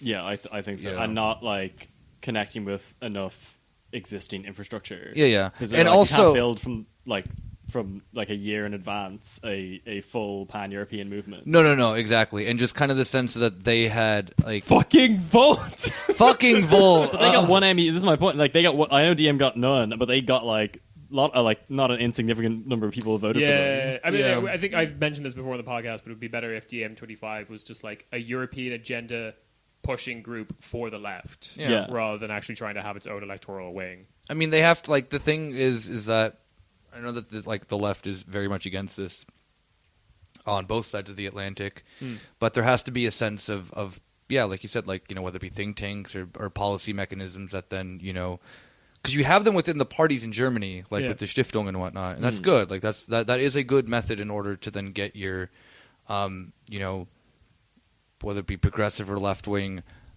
agenda out there. But it's normally like, at least with the Rosa Luxemburg Stiftung, for example, is mostly just like conjuring up a left critique, more or less, not actually offering policy solutions. And I think that like something like DM, that message and is there also with then a true policy, with, I mean, come on, they have the idea then of ECB bonds to fund the Green New Deal is solid. Like, that's a really good fucking policy that would not entail taxation whatsoever, because that's the way that then the traditional center left has always dealt with it, is a method that can't actually fund itself. So that's brilliant, but there has to be a mechanism then to push that policy within then actual other left-wing movements, because it makes perfect sense. And everyone, regardless of their position of how far left-wing they are or not, can look at that, realize it's realistic, be happy that it's not just about we're going to raise taxes, because you can't do that on a European level yet, unless you're like, what, I don't know, corporate. Are there European corporation taxes or no? No, but as in theoretical framework does exist to try push that. But also like you could, so like a lot of left wing parties ran on kind of local stuff for an EU election where the MEPs have no power over that, whereas they could have been running on I am going to push very hard for a EU-wide corporation tax like lower limit, which doesn't exist, and that's why you have like Luxembourg have basically a non-existent corporation tax, as is Ireland. Whereas at an EU level, that's the kind of thing you can force. And while there might not be like a new tax, you can push for change in countries you don't live in, but have to associate. But with. Also then like the idea then of creating a progressive left wing alternative to a Green New Deal through taxation just has to be dropped. Like, we have to stop looking at it that way, because it is not going to win votes. Typically, then no one's going to want a pan-European taxation system, because that sounds fucking horrible. It's going taxation is one of the easiest things to get out of if you have a big enough army of lawyers. And I mean, but I think, like, to add to that, though, I think there is success in left-wing movements to talk about, like, the people who are filthy rich and are getting out of this stuff. Like, attacking them works. It works a lot better, I feel like, electorally than attacking corporations that are getting out of this. But, like, even though that will probably end up being actually one and the same, because it's a person deciding on behalf of the corporation to blah, blah, blah, blah. But look at the thing with Germany right now with Enteignung or whatever. Like, that's an alternative of attacking major corporations and billionaires in this country that isn't through then an American center-left lens of taxation. That is literally expropriation, which is which is maybe not revolutionary, but it is a push towards taking back things on a much more radical level. And that is something that, like, I feel like what Hugh's saying about, like, everything was being kept very local. That's a great example. Die Linke was talking about Deutsche Wohnen und Co. Enteignung on their campaign posters, but, like, can we not talk about the fact that, like, we here in Die Linke support that campaign? We think it's great, but rising rents is not only a Berlin problem; it's a Lisbon problem, it's a Paris problem. And we should be, like, pushing for these radical movements to exist in these other cities. You can have a federalist system that then promotes this, that then isn't keeping the European Union as a disgusting neoliberal monster that it is. It is that we're not no one's here trying to deny that, unless you're a member of like ALDE or something like that who Volt. wants it to be that, or Volt. Like, that is a stupid way of looking at Europe. Like, there's a good, like, a healthy amount of Euroscepticism is good, like that is, I mean, Jean-Claude Juncker likes to, fucking get wild and even be a Eurosceptic sometimes, like he said, like that is, we need to be critical of Europe. I think that then we can do it from the left or up, just being completely anti-EU because it exists. And it is a mechanism that then through its federalist mechanisms that do exist internally within its governing structure that hasn't necessarily been tapped into, we can make it a thing that there isn't a mechanism of austerity. So there's something... maybe this is like the last thing we want. And here I am going like in Europe again. God damn it, Kieran. I've tricked you. I've tricked you again. This is probably like the last thing we can probably talk about before ending out this episode, which is there's this thing that the Tea Party did in the States. Being cool? Yeah. That is actually, no, like kind of, like this is really fucking good tactic, which was... Getting a lot of money from rich people. Pretty much. But no, they had this thing where they had like this whole wing that was just writing policy, right? And they just had all these boilerplate policies that, like, if someone they liked got into a local council, if someone got into state legislature or state senate, like, they just had, like, these huge stacks of policies that were just, like, fill in the blanks of which state you're in, basically. And then you can put that through whatever, the state house, the Congress, whatever the fuck, and they would just send them out to, like, every one of their guys who got in. And that, like, possibly needs to exist... Because the reason I heard about this was because there's like a DSA chapter that's trying to do the same thing. If one of our people get in somewhere, we have the policies, boilerplate ready to go. But that kind of needs to exist in Europe as well. And I'm sure some countries do that at like a national level for like all the various levels of government, but doesn't exist for Europe. Isn't that the reason why those those big block party things are supposed to exist in the European Union? Is to standardize that? Or is part of the problem is like that the parliamentary and like MEPs aren't able to initiate legislation. So it's complicated. It is complicated, but like that would be a barrier to like that system of just like throwing policy people who you like who get in and be like pass this, or push this forward or whatever. Yeah, but that's the kind of shit that I think needs to happen.